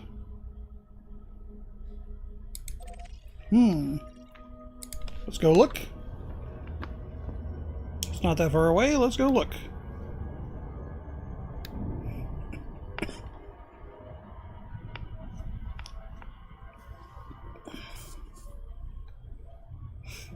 Never know, might surprise us.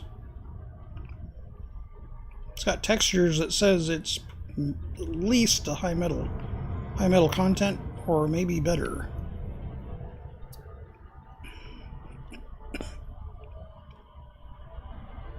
Now there's some people that figured out, what tones mean.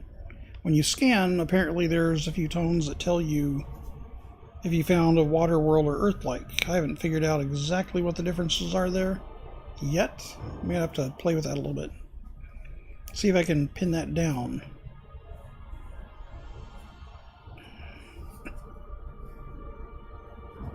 Yes, just like the scanner on the SRV, you can tell based on the pattern it shows you what mineral it is before you get to it. And that's pretty cool for people that can figure that out as well.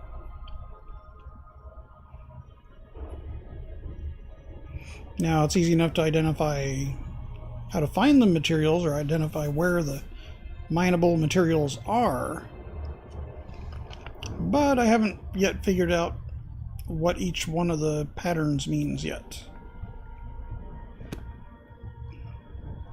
Kudos to those that have figured those things out. That's pretty cool. Makes it a valuable asset. So this is orbiting that particular planet, that gas giant. It's probably going to be high metal.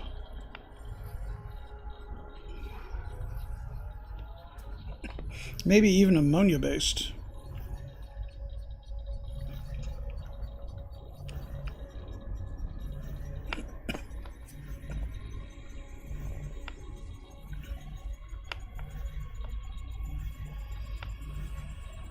Drum roll, please. High metal content. Well, not the payoff I was considering or interested in, but still worth something. Alright, next stop on our galactic adventure. And this is a galactic adventure because we are traveling partway across the galaxy.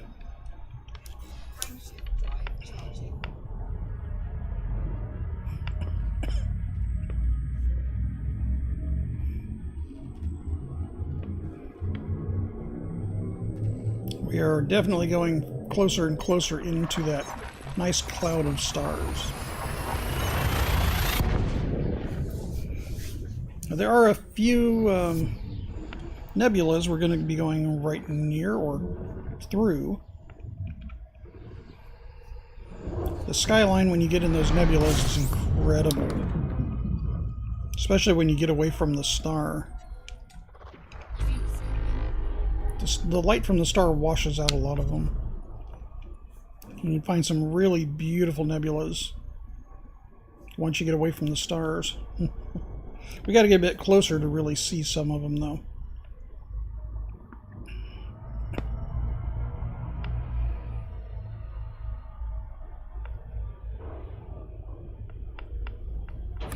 Okay, let's point away from the star a bit. And let's take a look and see if it has any wonders.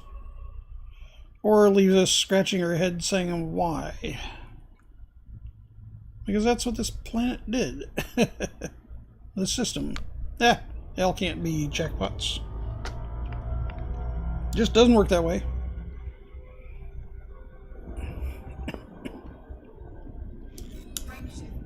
Jumping to another red dwarf. After we get to this next one, I'll take a look and see if we have any more neutron stars coming up. I look forward to making a little more ground, a little more quickly. And the neutron stars definitely help.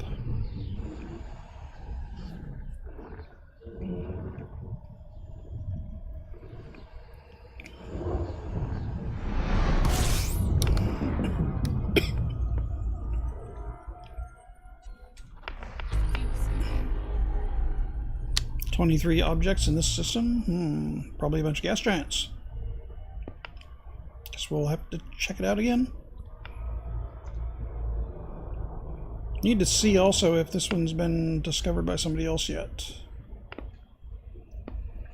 Okay, we are full. Let's point away and cool off a bit while we go see if we got any gems.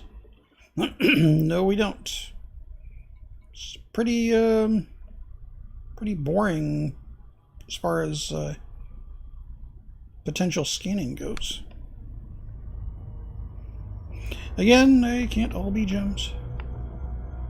Every once in a while, though, just every once in a while, it'll throw you a nice little kicker.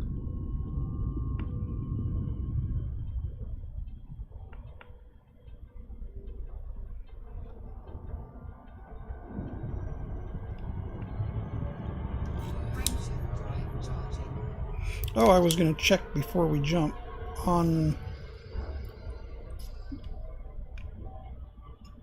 Okay, that's a yellow-orange star we're jumping to. I wanted to check first before we jump to see what's coming, if we're getting any closer to anything interesting.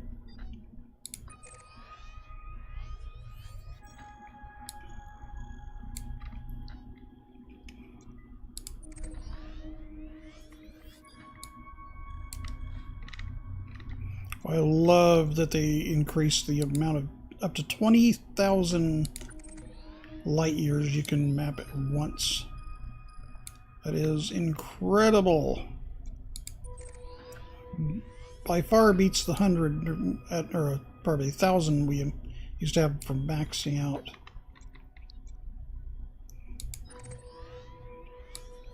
Okay, so right now I'm just looking at the jumps to see if we have any that go a pretty interesting distance. But nothing really interesting coming up yet. We've got a few more jumps, it looks like, before we get to that point.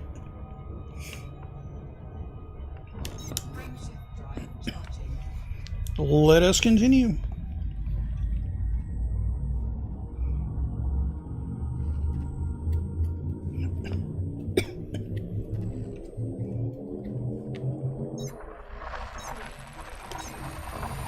We're about an hour and 5 minutes left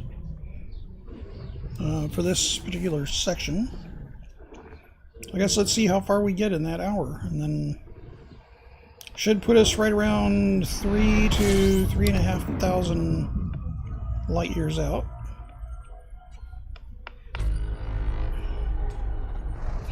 Now we may not make it quite that far, but let's see. We'll try.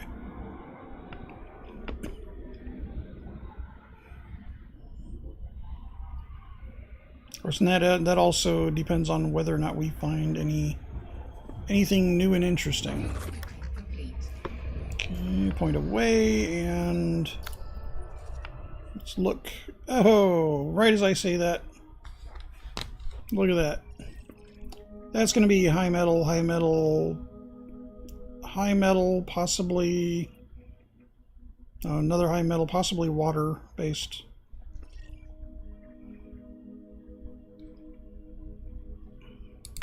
I guess we're going to be scanning a couple of systems.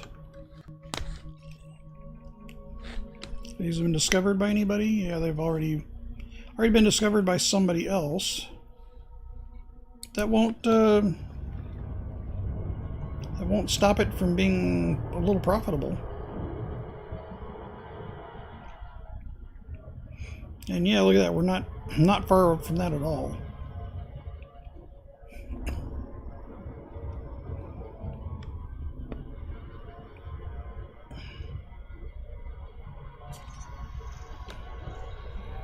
Okay, let's slow down a bit. Oh,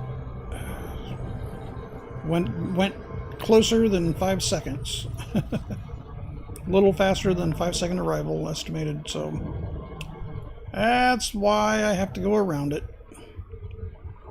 We are now orbiting the planet.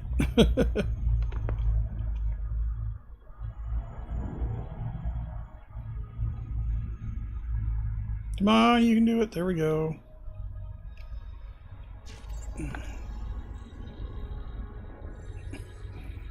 This high metal, pretty sure of it. It's based on the color.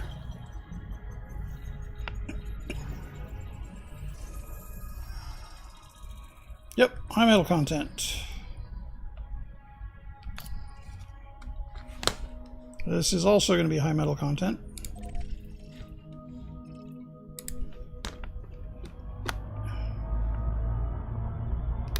That's not too far away.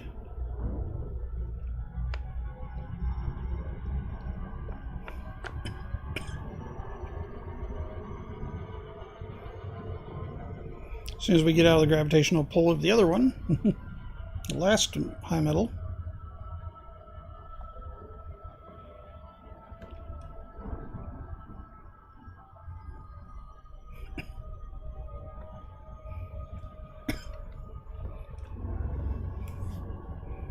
Alright, so let's a little more throttle here and go through this a little faster.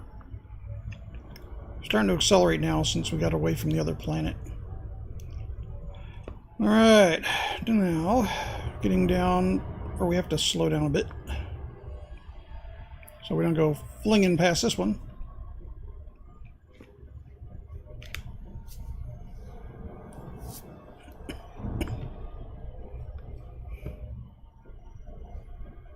Got 34 seconds inbound, 32, 31.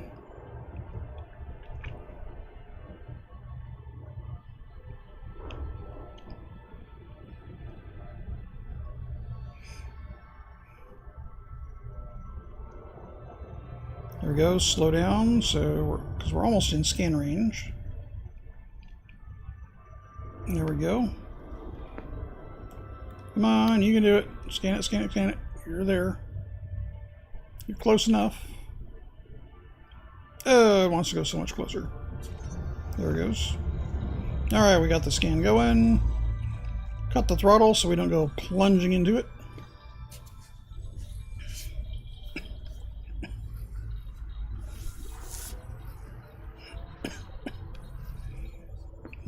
Gonna be another high metal for this one. Every once in a while they surprise me and throw something a little different. But usually this color is high metal.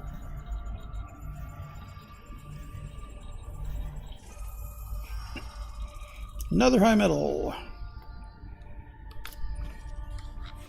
Next, now this one, it's either high metal or potentially even by distance. No, that could, I guess one of these actually could have water. But they're going to be, the least they're going to be is high metal.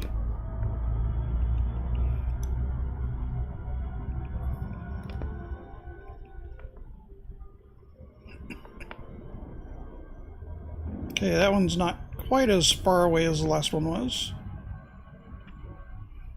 But we got to catch this one because it's orbiting away from us.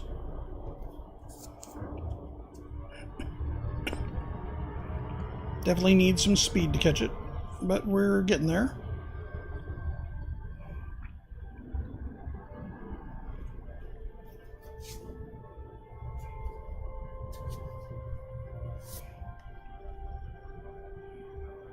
Oh, the beauty of the sky. Just far enough away from the star that we can actually enjoy the view of the Milky Way. Now, I've heard that the best views of the Milky Way and the most beautiful skylines you don't see until you're about 2,000 light years above the plane. So we're going to have to go out there at some point and check that out. I'm thinking that it's going to be probably an amazing sight.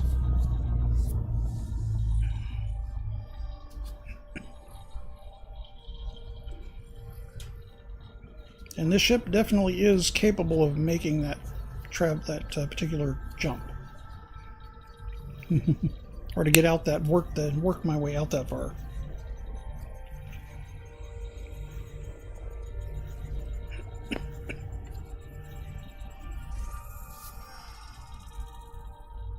Another high metal, and the last one we're going to pay attention to, which is possibly another high metal, because I don't think these are going to offer us much.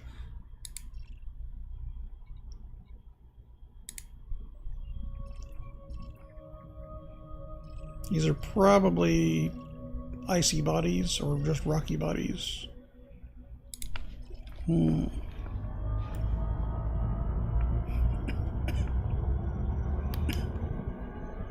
If they're not real close, they're not going to be worth pursuing. Come on, let's get by the gravity of the other planet. Thank you. Well, this one wasn't very far at all. It was only, what, 300 light seconds away, give or take a few. Not too bad.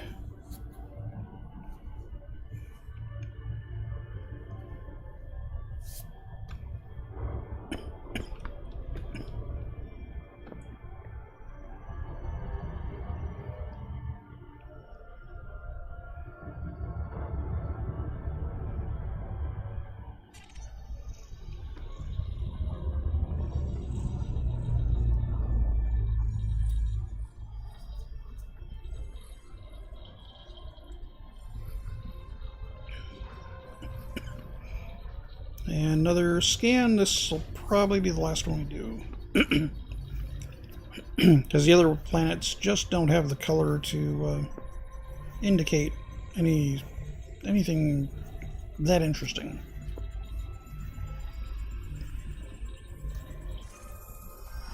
And it's another high metal. So while that's not the payoff of a water world, it's not too shabby. Alright, so we need to get our next jump, which is 50 light years. And look, we're almost pointed at it. How nice. We're jumping right at that beautiful cloud. That is the plane of the Milky Way.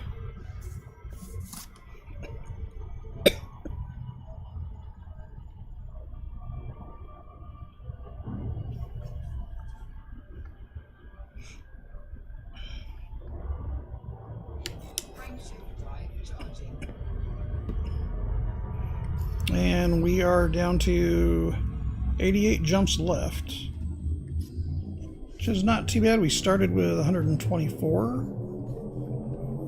114 if we include the jump from the neutron star, from Jackson's Lighthouse, which started this little venture.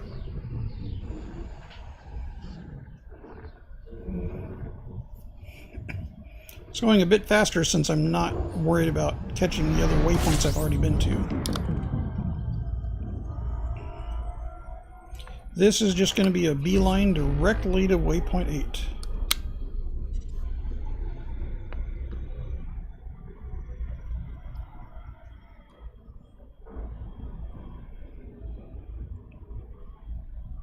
And we're almost done fueling. And there we go. Now, anything interesting here? Nope, nothing interesting. Off we go to the next.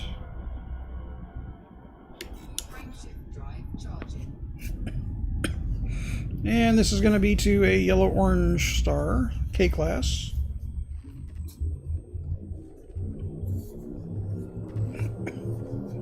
So maybe some interest, maybe not. Depends on, I guess, what else is there that we find.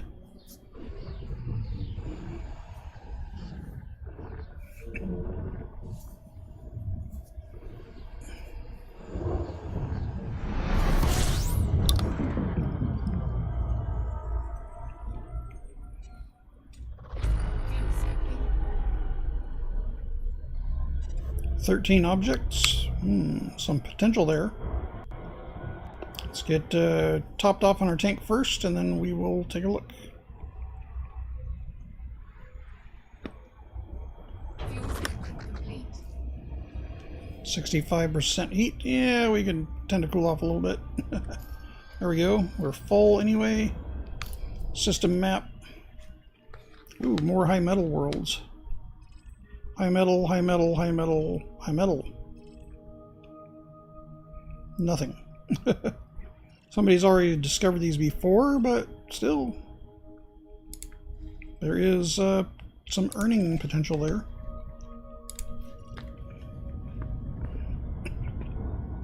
Let's take advantage of that.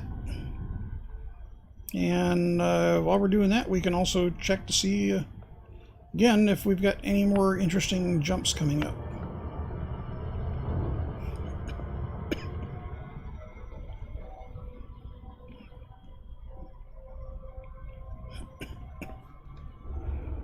Yeah, so at this point, it's just making some money on the way back out. Especially since I'm passing a lot of the more interesting things. And I've already scanned those anyway. Oh, going too fast. Let's not get mugged by the planet's gravity too bad here.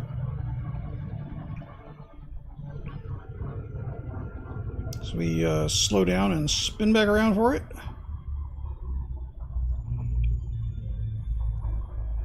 Come on, you can do it. You can do it. Almost there. Oh, there we go. Gotcha.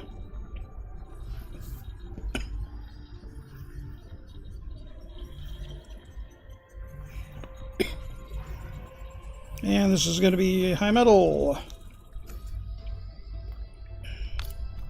System map.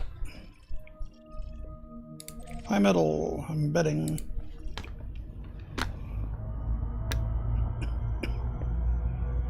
It's not too far away.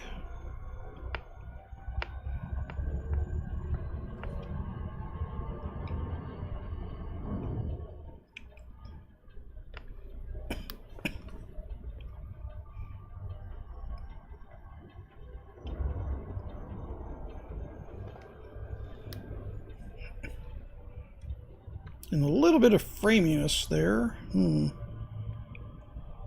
sure what's going on with that.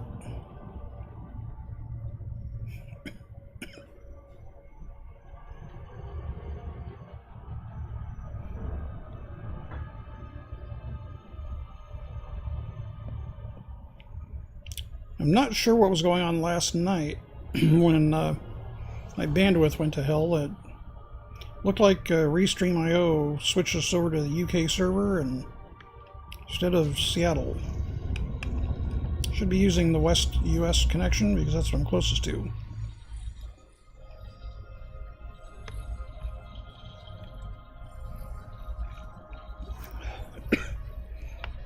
And I am currently using Restream.io to split the signal. Basically, they rebroadcast both to YouTube and Twitch simultaneously. So we have both families from YouTube and Twitch, both available, and works out pretty good. Okay, another high metal content world, which we already knew. It's good to get the scan anyway. So this looks like it's going to be high metal as well. With all that red, possibly a lot of arsenic. Not that we can make use of that because it's not a landable planet. These are currently not landable when they're high metal, water, or earth-like. Or ammonia-based. Those are not landable planets. At least, not that I've seen. Hopefully the new planetary system will eventually bring landable planets in atmospheres. But I think we have a bit to till that happens.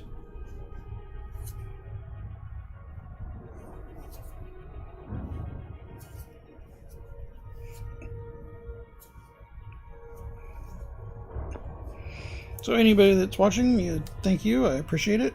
Again, if you do like the content, you can like or follow, which on Twitch follow, on YouTube like, and share if you can. I would really appreciate that. That helps the stream out a lot. Adds more visibility to the stream with the current streams that are going on live. And it helps get the word out for anybody else that is interested in content or has questions about the different games that I play, which primarily are Ark and Elite right now. Elite Dangerous and Ark Survival Evolved. Currently I'm focusing on Elite because we have a big expedition going on. And Tuesday is the next big meetup, so I am going to be there when that happens. Till then, we're getting a couple of little bonus cash while we're going through and finding high metal worlds and potential Earth-likes that we're checking out to see if we find any gems. And also, I had about 15, maybe a little more than that. Probably closer to 20 first discoveries, and a couple of those were water worlds on the way back. Those are the ones that really pay off well. I had one that had a 65,000 credit bonus on top of the discovery itself, or the detailed service scan. So that ended up netting me over 3 million credits just for scanning a couple of systems on the way back.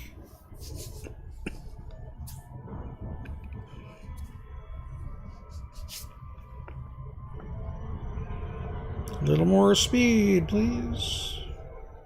Let's not take the next hour to get there. So we got about 45 minutes left on this segment. Again, I will be cutting the stream off at about 3 hours, and from that point, taking a break. Probably do lunch.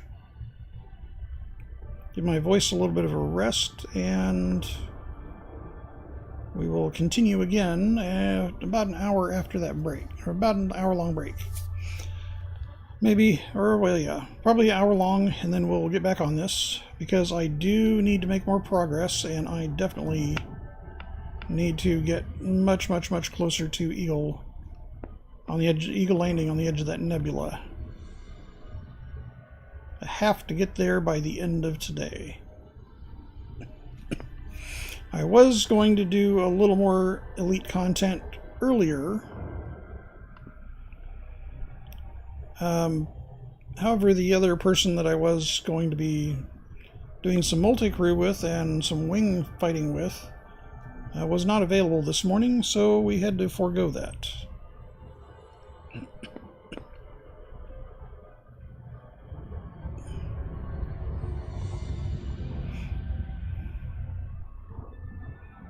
We are almost to this planet, and this will be the last one in the system we scan, and then we will be jumping out.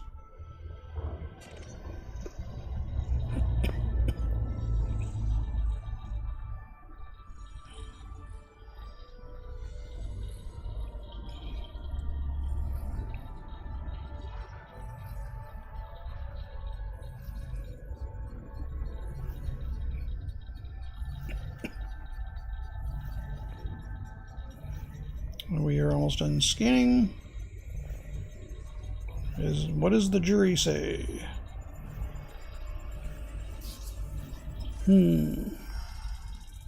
High metal content world. So this was, fairly profitable. Several high metal contents. Now, what does the galaxy have for us again?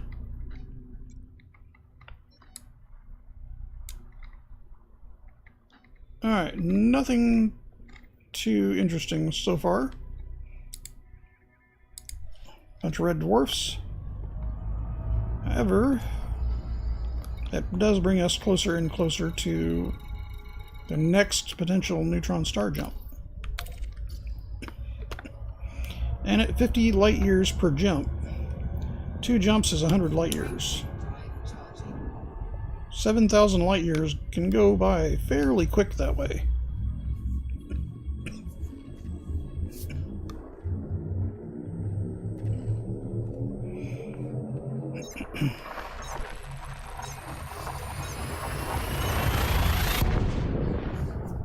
Now our primary fuel tank is almost out of fuel. It's going to be refilling and taking a pretty good chunk of that fuel. Well, not really a huge chunk. It'll take about a ton of it. About 1 ton of the fuel itself. But we're going to top off our tank. And so we're probably going to finish scooping before it refills.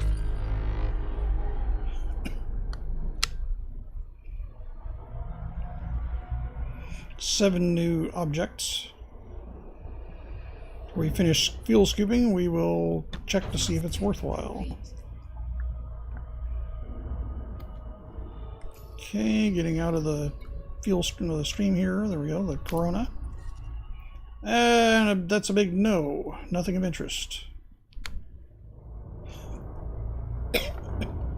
No high metals and no Earth-likes or no water worlds by any stretch of the imagination.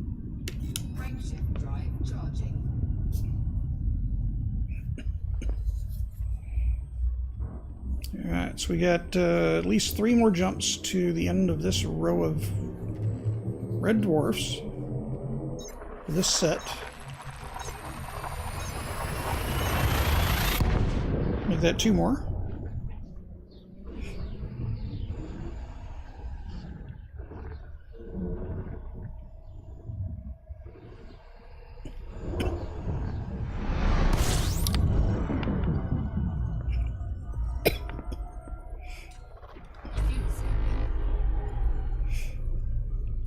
Nine astronomical units.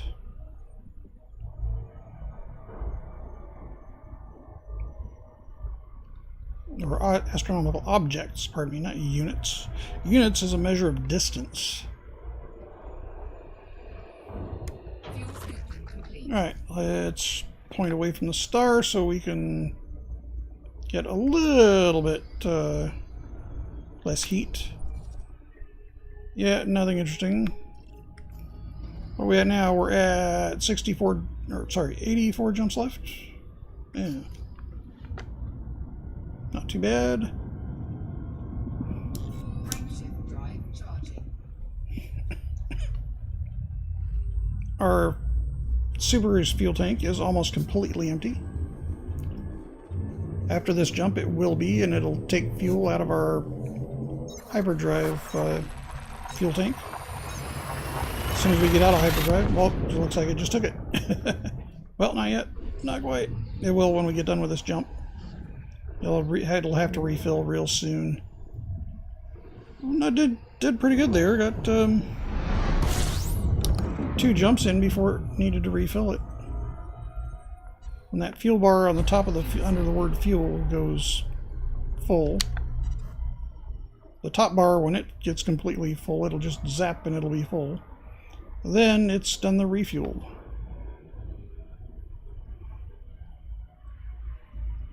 Okay. Let's try not to go too close to the Corona. Be bad to drop out because I overheated.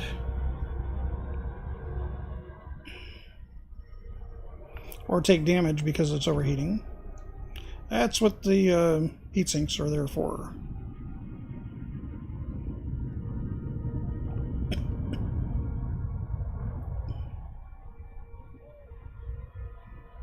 Frameshift drive charging.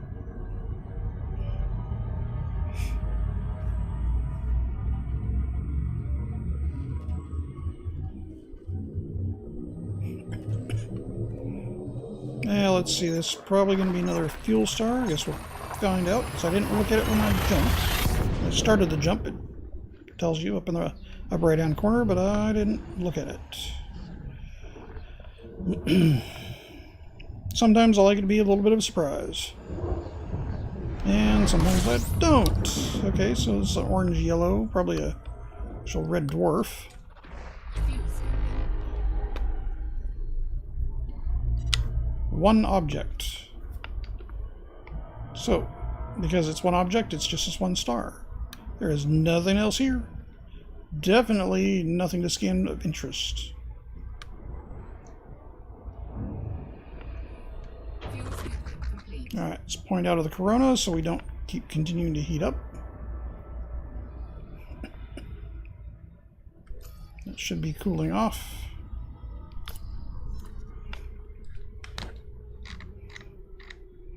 Alright, so where are we at? Okay, so we are actually not doing too bad. Let's see. Alright, so currently we are almost 2,000 light years away from the bubble. 1,700 light years. Not too shabby.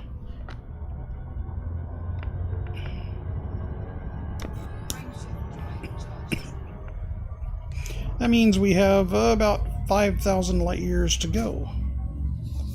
Definitely not going to happen before the end of the 3 hours. Oh, throttle back up because we need to. There we go. But should be able to knock out, because we got about 35 minutes left. Unless we find a couple more interesting systems, we should be able to knock out another 400 to 500 light years. So the more interesting things we find along the way, though, the more that slows us down. 34 new objects. Okay, that might have some promise.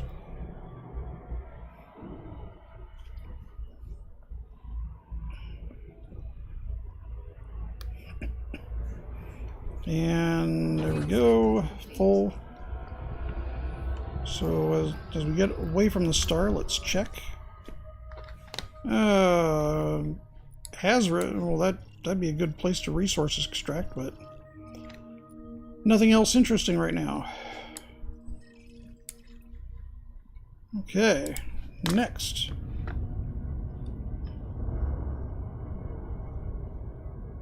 Frameshift drive charging.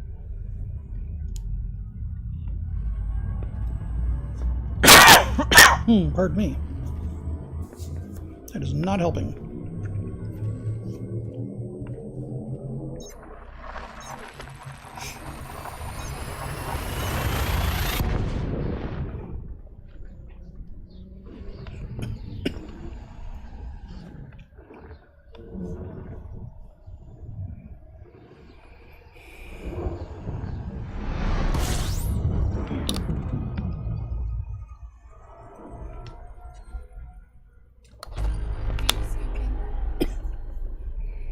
Alright, let's see what do we got now.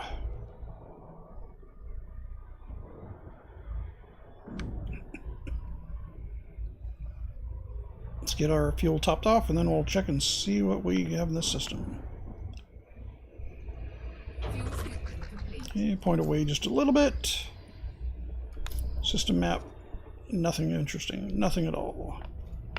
Well, I mean, binary star, it's kind of interesting, but I've seen a lot of those. Frameshift drive charging. Next. Okay, this is going to be a red dwarf, Class M red dwarf we're going to.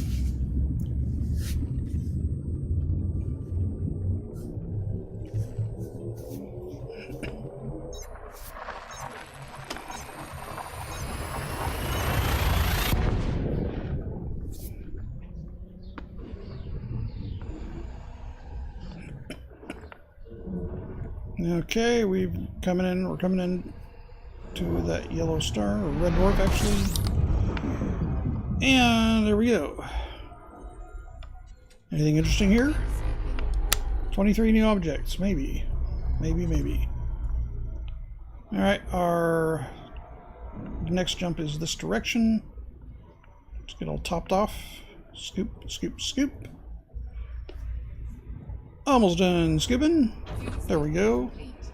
Nose down just a little bit so we don't keep getting hotter and hotter as we look at the system map. And that has nothing that we are interested in currently. The only good thing it is completely unexplored.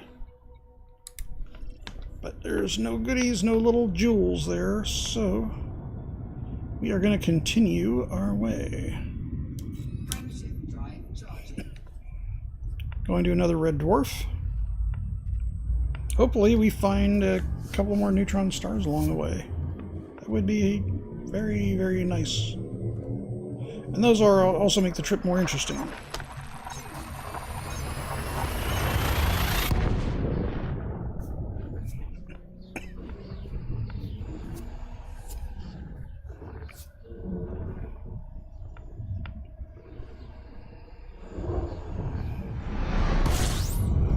Right now, because I made the trip back to Sol, I'm actually behind a lot of the people that are on this mission, that are actually going on this expedition.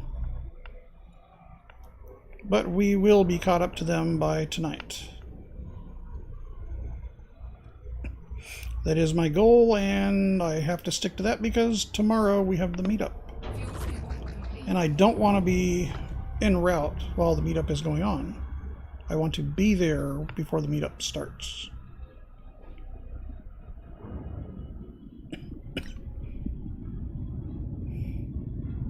Frameshift drive charging. Another red dwarf. Oh, anything interesting in this? Let's stop that for a moment. No, not really. 2 stars. Frameshift. Okay, it's frame shift. Time to go. Time to go.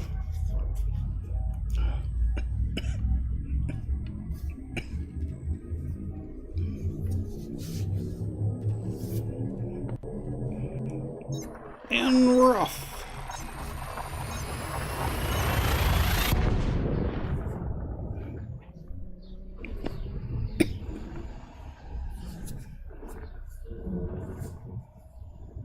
Okay, this should put us almost 2,000 light years from Sol now, from the bubble.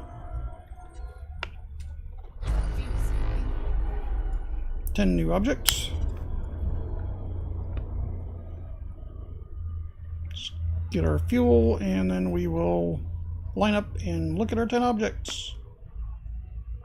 Scoop a little faster, please. Almost there. Alright, that'll work. Fuel suit disengaged. Alright, star map. And it's cooling off too. And there is nothing of interest. Now, galaxy map. Since we're about to jump again. Anyway. Still nothing really interesting coming. We got 2 jumps here. That's another red dwarf. Now, how far are we from the bubble? So we've actually come quite a ways.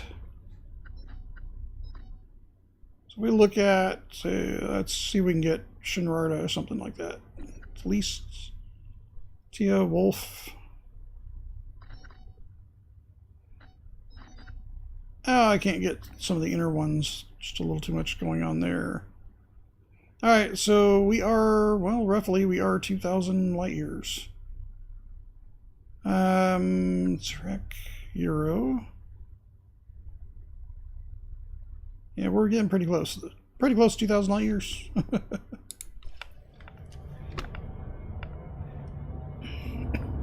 Frameshift drive charging. And now we're going to get a little further. Another red dwarf, and after that another red dwarf. We are going through the red dwarf forest, it looks like. We'll just call it the Red Dwarf Nebula. Since it seems to be an awful lot of them just in a row, one after the other.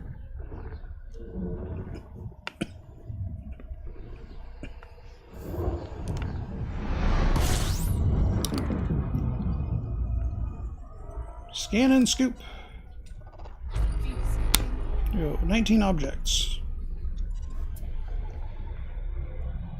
And a whole lot of hydrogen.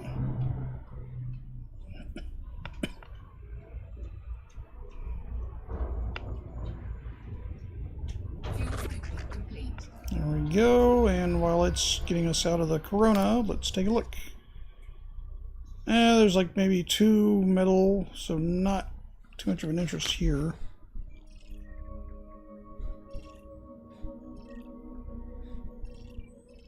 Yeah, not really worth exploring that one. There were a bunch of them here that might be, but guess how far away is this one? 107 light seconds. That's not too bad. That's pretty small though. We're gonna have to get really close to it anyway. This one's another 1,000 away. Yeah, not really interested in going after those. Well, actually kind of that first one's not bad. Let me go look at that. How far away are we from this one?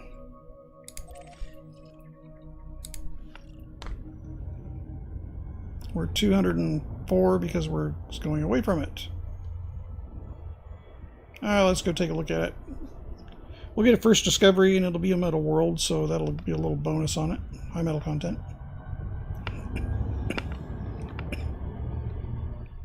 Oh, so this has a star orbiting an elliptical orbit around another star. Very interesting.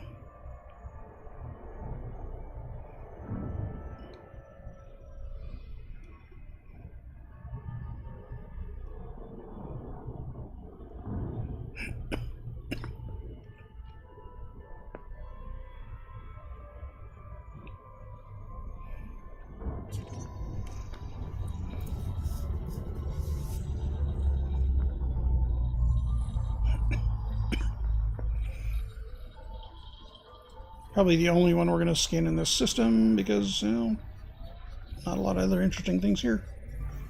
And the other one, I'm not really sure it's going to be worth going after that with the distance for what little it's going to have. See, high metal. Yeah. So, how far are we away from this one now? Let's map that. If it's close enough, I'll do it. But, well, looking at about 1,000.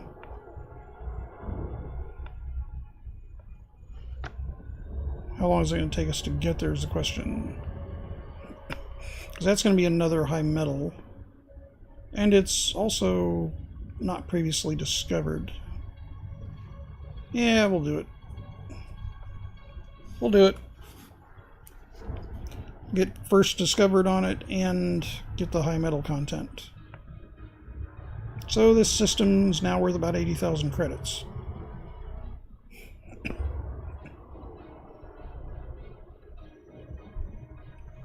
It's an easy 80,000 credits overall.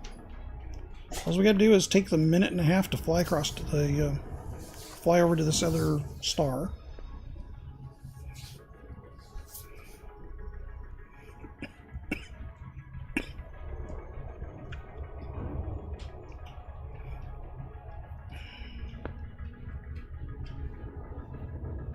So we're exploring, but we're also getting some credits doing so.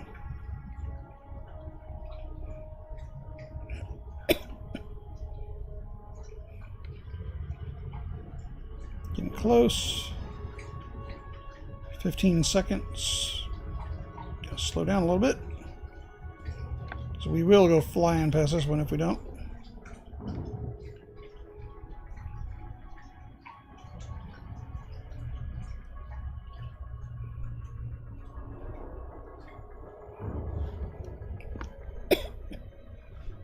This one's on an orbit coming right at us. Well, kind of.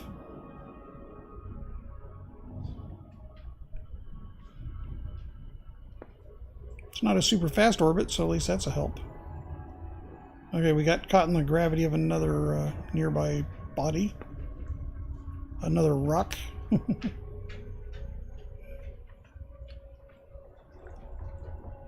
on, let's go forward. Let's go forward.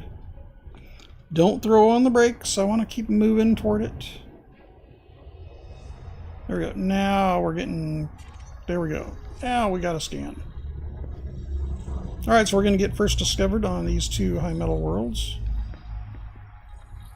This should be high metal by the coloring.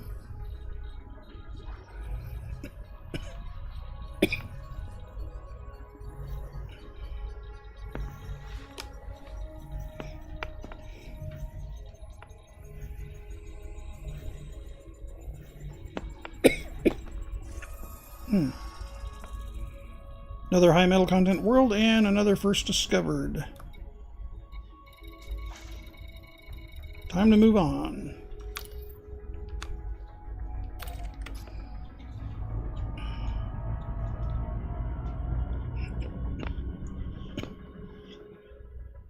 Not now, June. No. Gonna be a little bit. Another 25 minutes. She's trying to remind me I need to take a break for lunch sometime soon. Good dog. Good dog.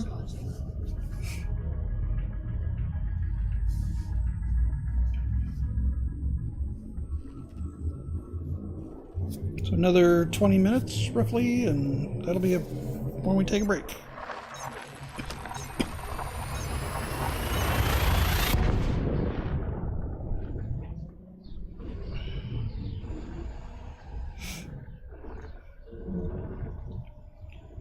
Alright, so we are almost there.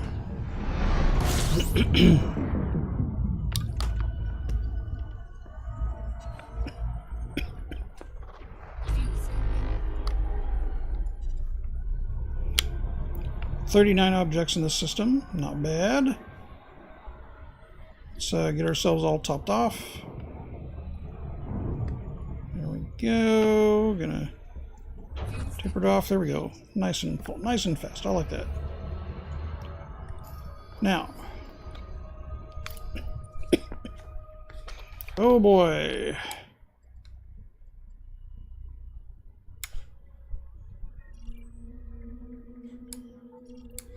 Well, these have first discovereds, but that looks like a water world or that.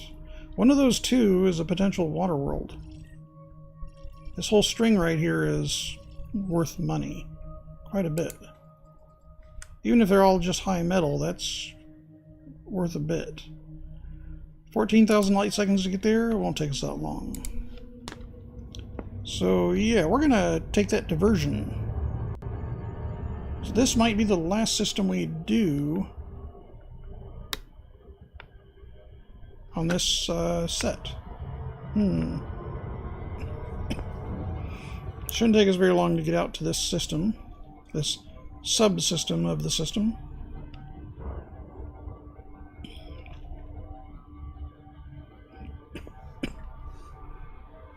As soon as we can gain a little bit more speed from getting away from the star we jumped into.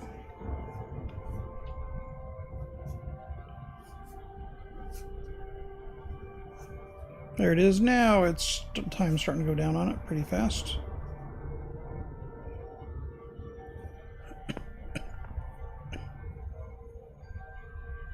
I like how somebody else has discovered it, but it's unexplored for everybody else. Because that's just the computer's way of telling you, the game's way of telling you, you haven't scanned that body yet.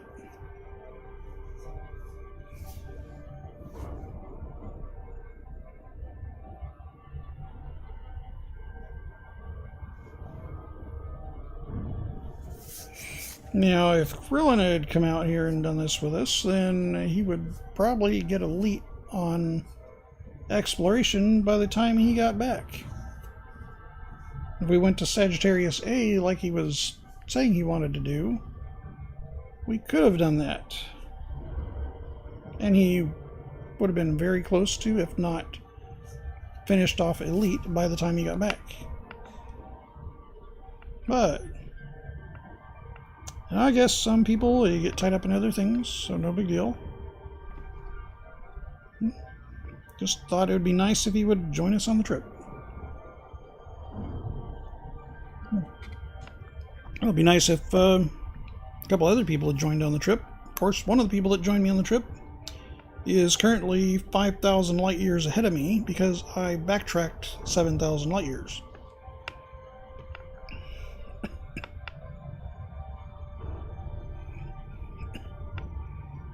Okay, we're finally starting to get close here. We're at under a minute finally. Starting to decelerate.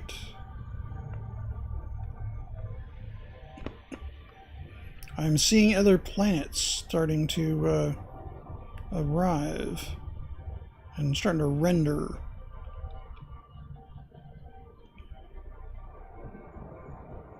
There's also another little star there, probably a brown dwarf. Yeah, that's a brown dwarf. I've seen a couple of brown dwarfs that are very, very vibrant purple.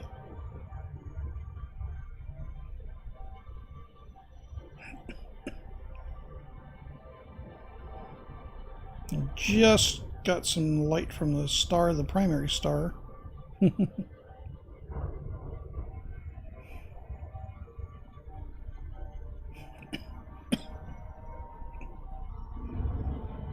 Now we're only 1,000 light seconds out.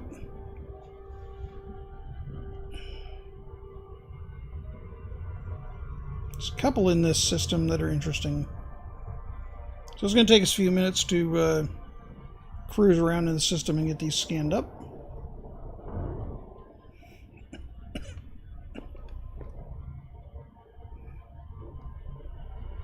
Once we scan all the interesting things here, then we will, at that point, take a break, and we'll continue after about, I'd say about an hour break, and then continue our journey.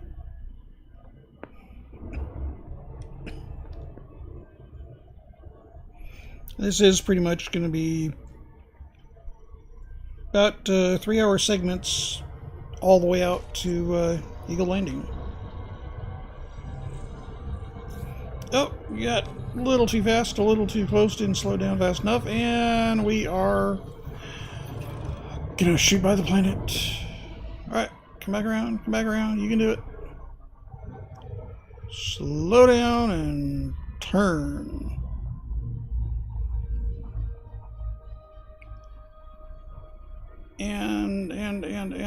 And we're almost there.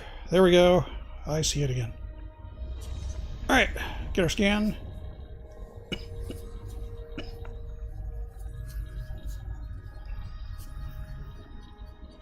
Now this is going to be a high metal. High metal content. Very nice.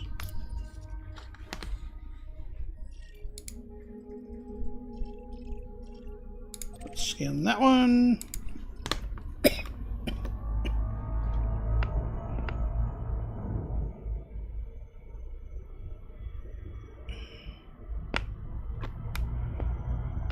Very nice. It's not very far away at all.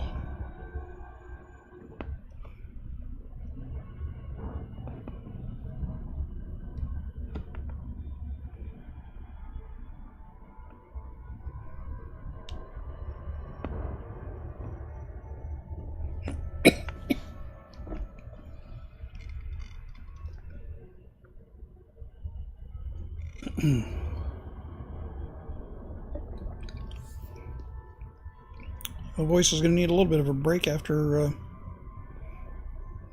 pretty soon after this.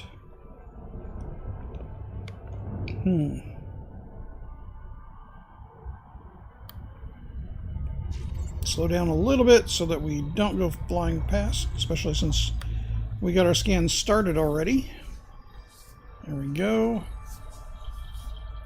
Nice.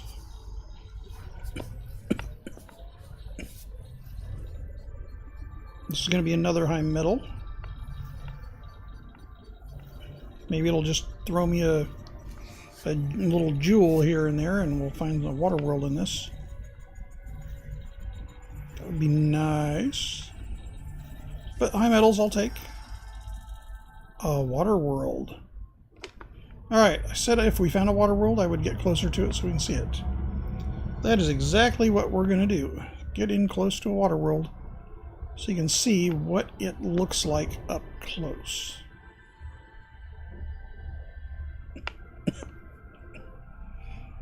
Now, it's going to cause us to get really tied in and really deep into this, near this body, but that's what we want so we can see it. So yeah, we're definitely not going to get too much farther before the break time because of that. But this is well worth it. Let's get in here, line up a little better. There we go.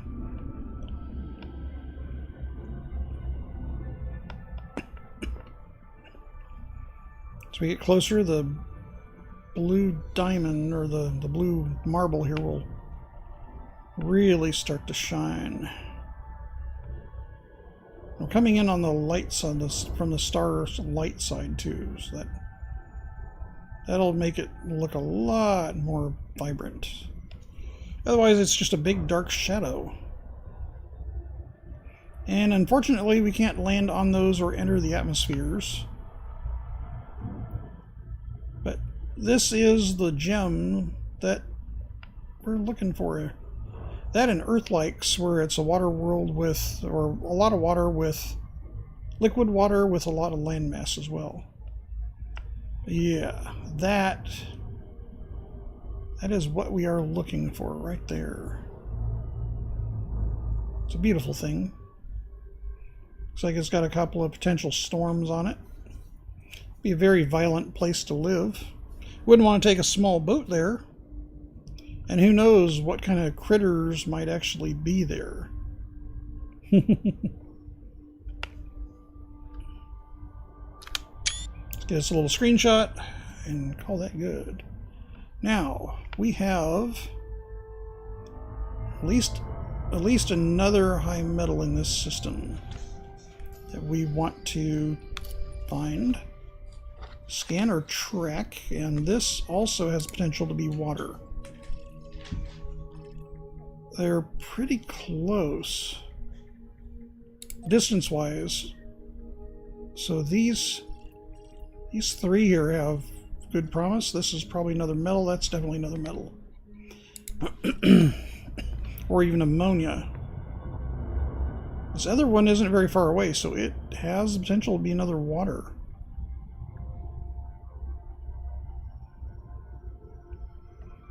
definitely warrants taking a peek.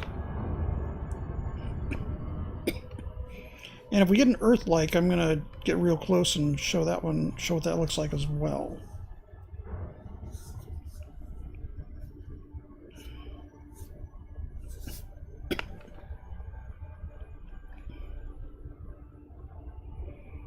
So let's see where we end up with this one. Water world, high metal, or Earth-like? That's going to be the question for the next 2 planets we scan.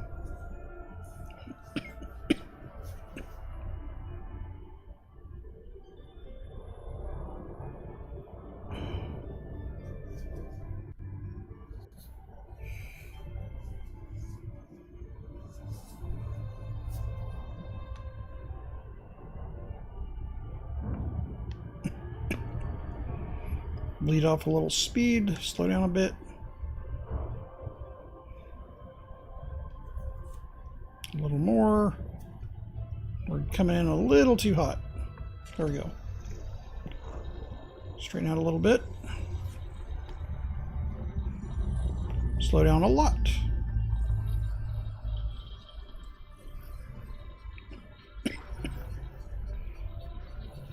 And what do we have? We have a water world? Nope, high metal content. Alright, so we had at least one nice payoff. Now, what is this one? This one's probably getting out. That's going to be more like a high metal. It may be a little too far away. Well, maybe not. Oh, it's a binary planet. They're orbiting each other. How nice. That's cool. So is this going to be, it's either going to be metal or it's going to be possibly still water. Oh, high metal. Why did I not get the other one selected? Nope. Oh, never mind. My fault. It did not change targets. We already had that scanned. My fault. Okay, this one's a little further away.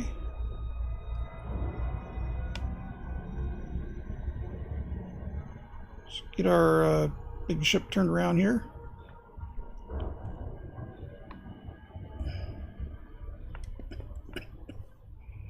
Our fuel tank is refilled. Surprised it took that long to do it, but hey, that works. Now,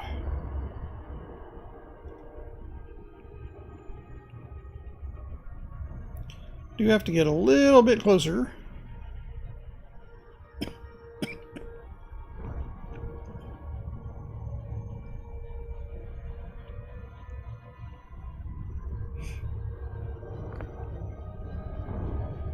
There we go. Now we're going a reasonably fast speed there.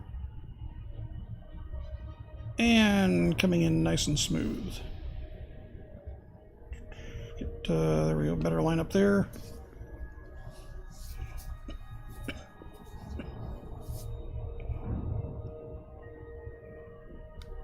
And let's start cutting our throttle down just a little bit so we don't go whizzing by it. There we go, got the scan. Now let's let that finish, and it should be probably another high metal. Be a real treat if it's an Earth-like or a water, but it probably high metal. Get out too much farther past that water world, and it's going to start freezing. It's going to turn into an ice world, icy and rocky planet again.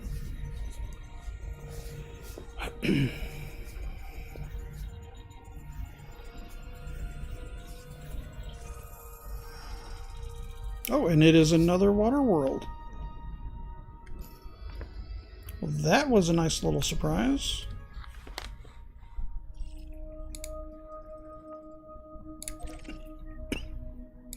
So 2 water worlds in this system.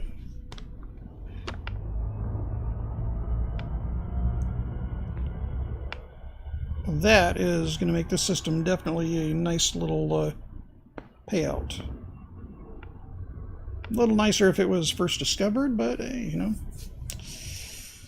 can't win them all. It's still going to be a nice little payout. A few more systems like this, and it might even come pretty close to paying for the fuel scoop.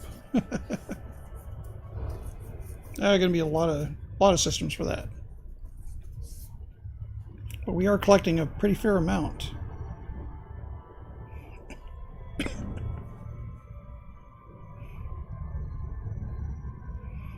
Okay, slow down a little bit. We're almost to scan range. There we go.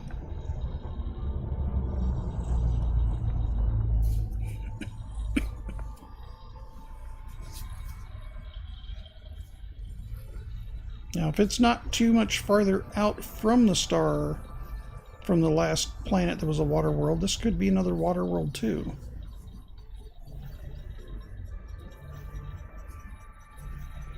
So the last one, it's going to be out far enough. It's just a metal, or it's going to be frozen, but it's probably metal. From the color, it looks metal. And this is high metal. Okay, so the last two planets in this system of interest are definitely high metal. This one is also going to be high metal content. But those two water worlds definitely made this system worth coming out and scanning at 14,000 light seconds from the star.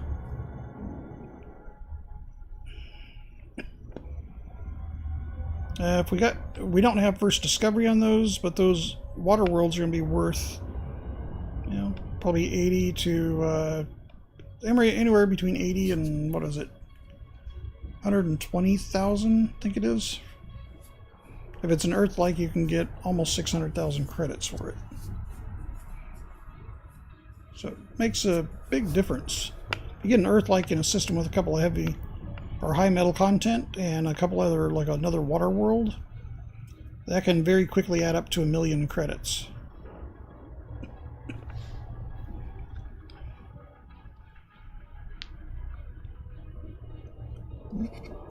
If you're doing exploration for rank or money, that's what you're looking for.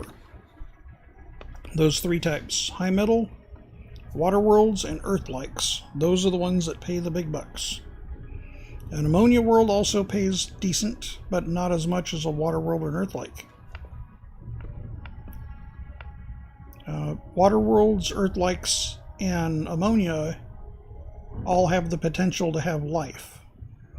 And any planet that supports life does pay pretty well. The high metal content pays off really well because that's where you get nickels and titaniums and, you know, well, titanium's an alloy, but you get different metals and different chemical compounds off of those that you need for furthering space travel and different like building and things, building techniques, supplies to build spaceships in general, or star systems, or, you know, bases even. Starports, that's what I'm thinking of. It allows you to gather materials, some materials from those planetary bodies, to expand and build and get established at other places without having to haul all the raw materials with you to do it.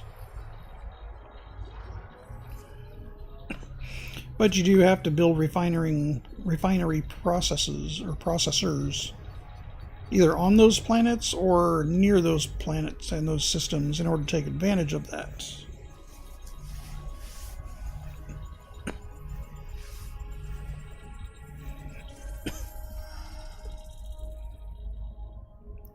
And we have an ammonia world. So we have hit all 4 types of planets of interest. Well, we didn't have an Earth-like. We've hit 3 of the types of planets of interest. Okay, so our next jump is going to be 50... it's going to be 50.2 light years. And we have how many more jumps? We have 75 jumps left to Eagle Nebula. Okay, well, we're right at 3 hours. So let's do this. Let's lock this destination.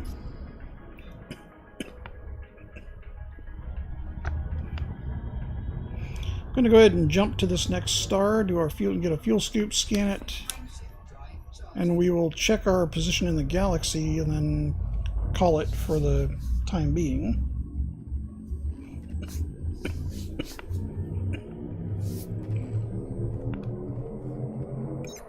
That was a nice little kicker right there.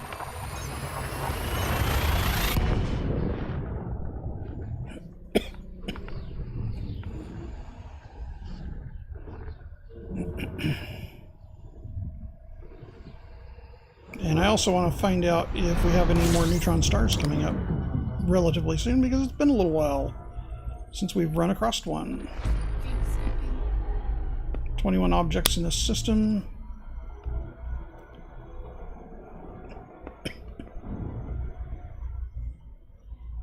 Okay, let's go ahead and get this topped off.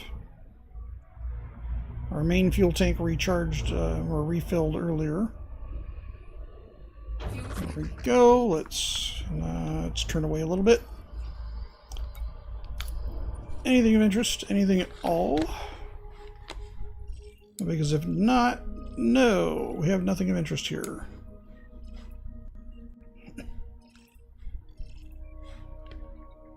Even the star has been first discovered by somebody else, but that's okay. Alright, let's get away from the star a little bit farther.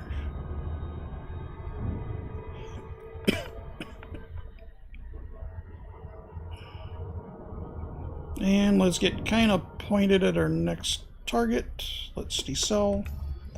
I'm going to unlock that target so I can get out of Super Cruise. 74 jumps away. Let's go ahead and drop out of Super Cruise. There we go. Let's take a look at our galaxy map and find out where we're at and how far we made it so far. Alright, so we are, let's see, not too far from Red Spider Nebula. That's good. So we've come quite a ways. We've gone, so let's do this. Let's say Sol. Our home system. Wow, the game's having some serious lag issues there. Okay, so right now we are 2,100 light years from Sol. Not too bad in 3 hours, including scanning a couple of systems and finding some water worlds and an ammonia world. Oh, you know what? I bailed out of that. I should have looked, because I also want to check and see if we have any interesting jumps coming up soon here. Okay, a refuel star.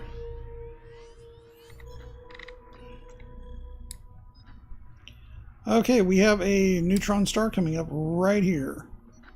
So approximately 4 jumps away. 163, it's going to be 3 jumps away. 4 jumps, sorry, 163 light years. Alright, so that is going to be coming up. So we'll pretty much we'll start off our next set. Work our way to the neutron star. For now, I think we're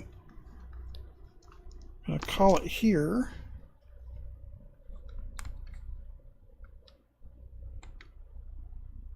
And let's see if I can, there we go. See if we can get a decent view here. So again, this is the Timeless, the Anaconda Timeless, and we are 2,100 light years from Sol, on our way out to the Eagle Nebula, and just enjoying this beautiful game called Elite Dangerous.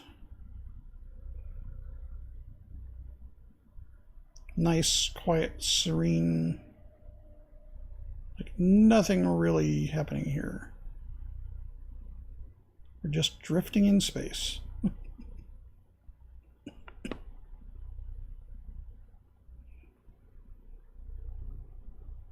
Now we're a little too close to be able to see some of the skyline, but it's out there. It is definitely out there.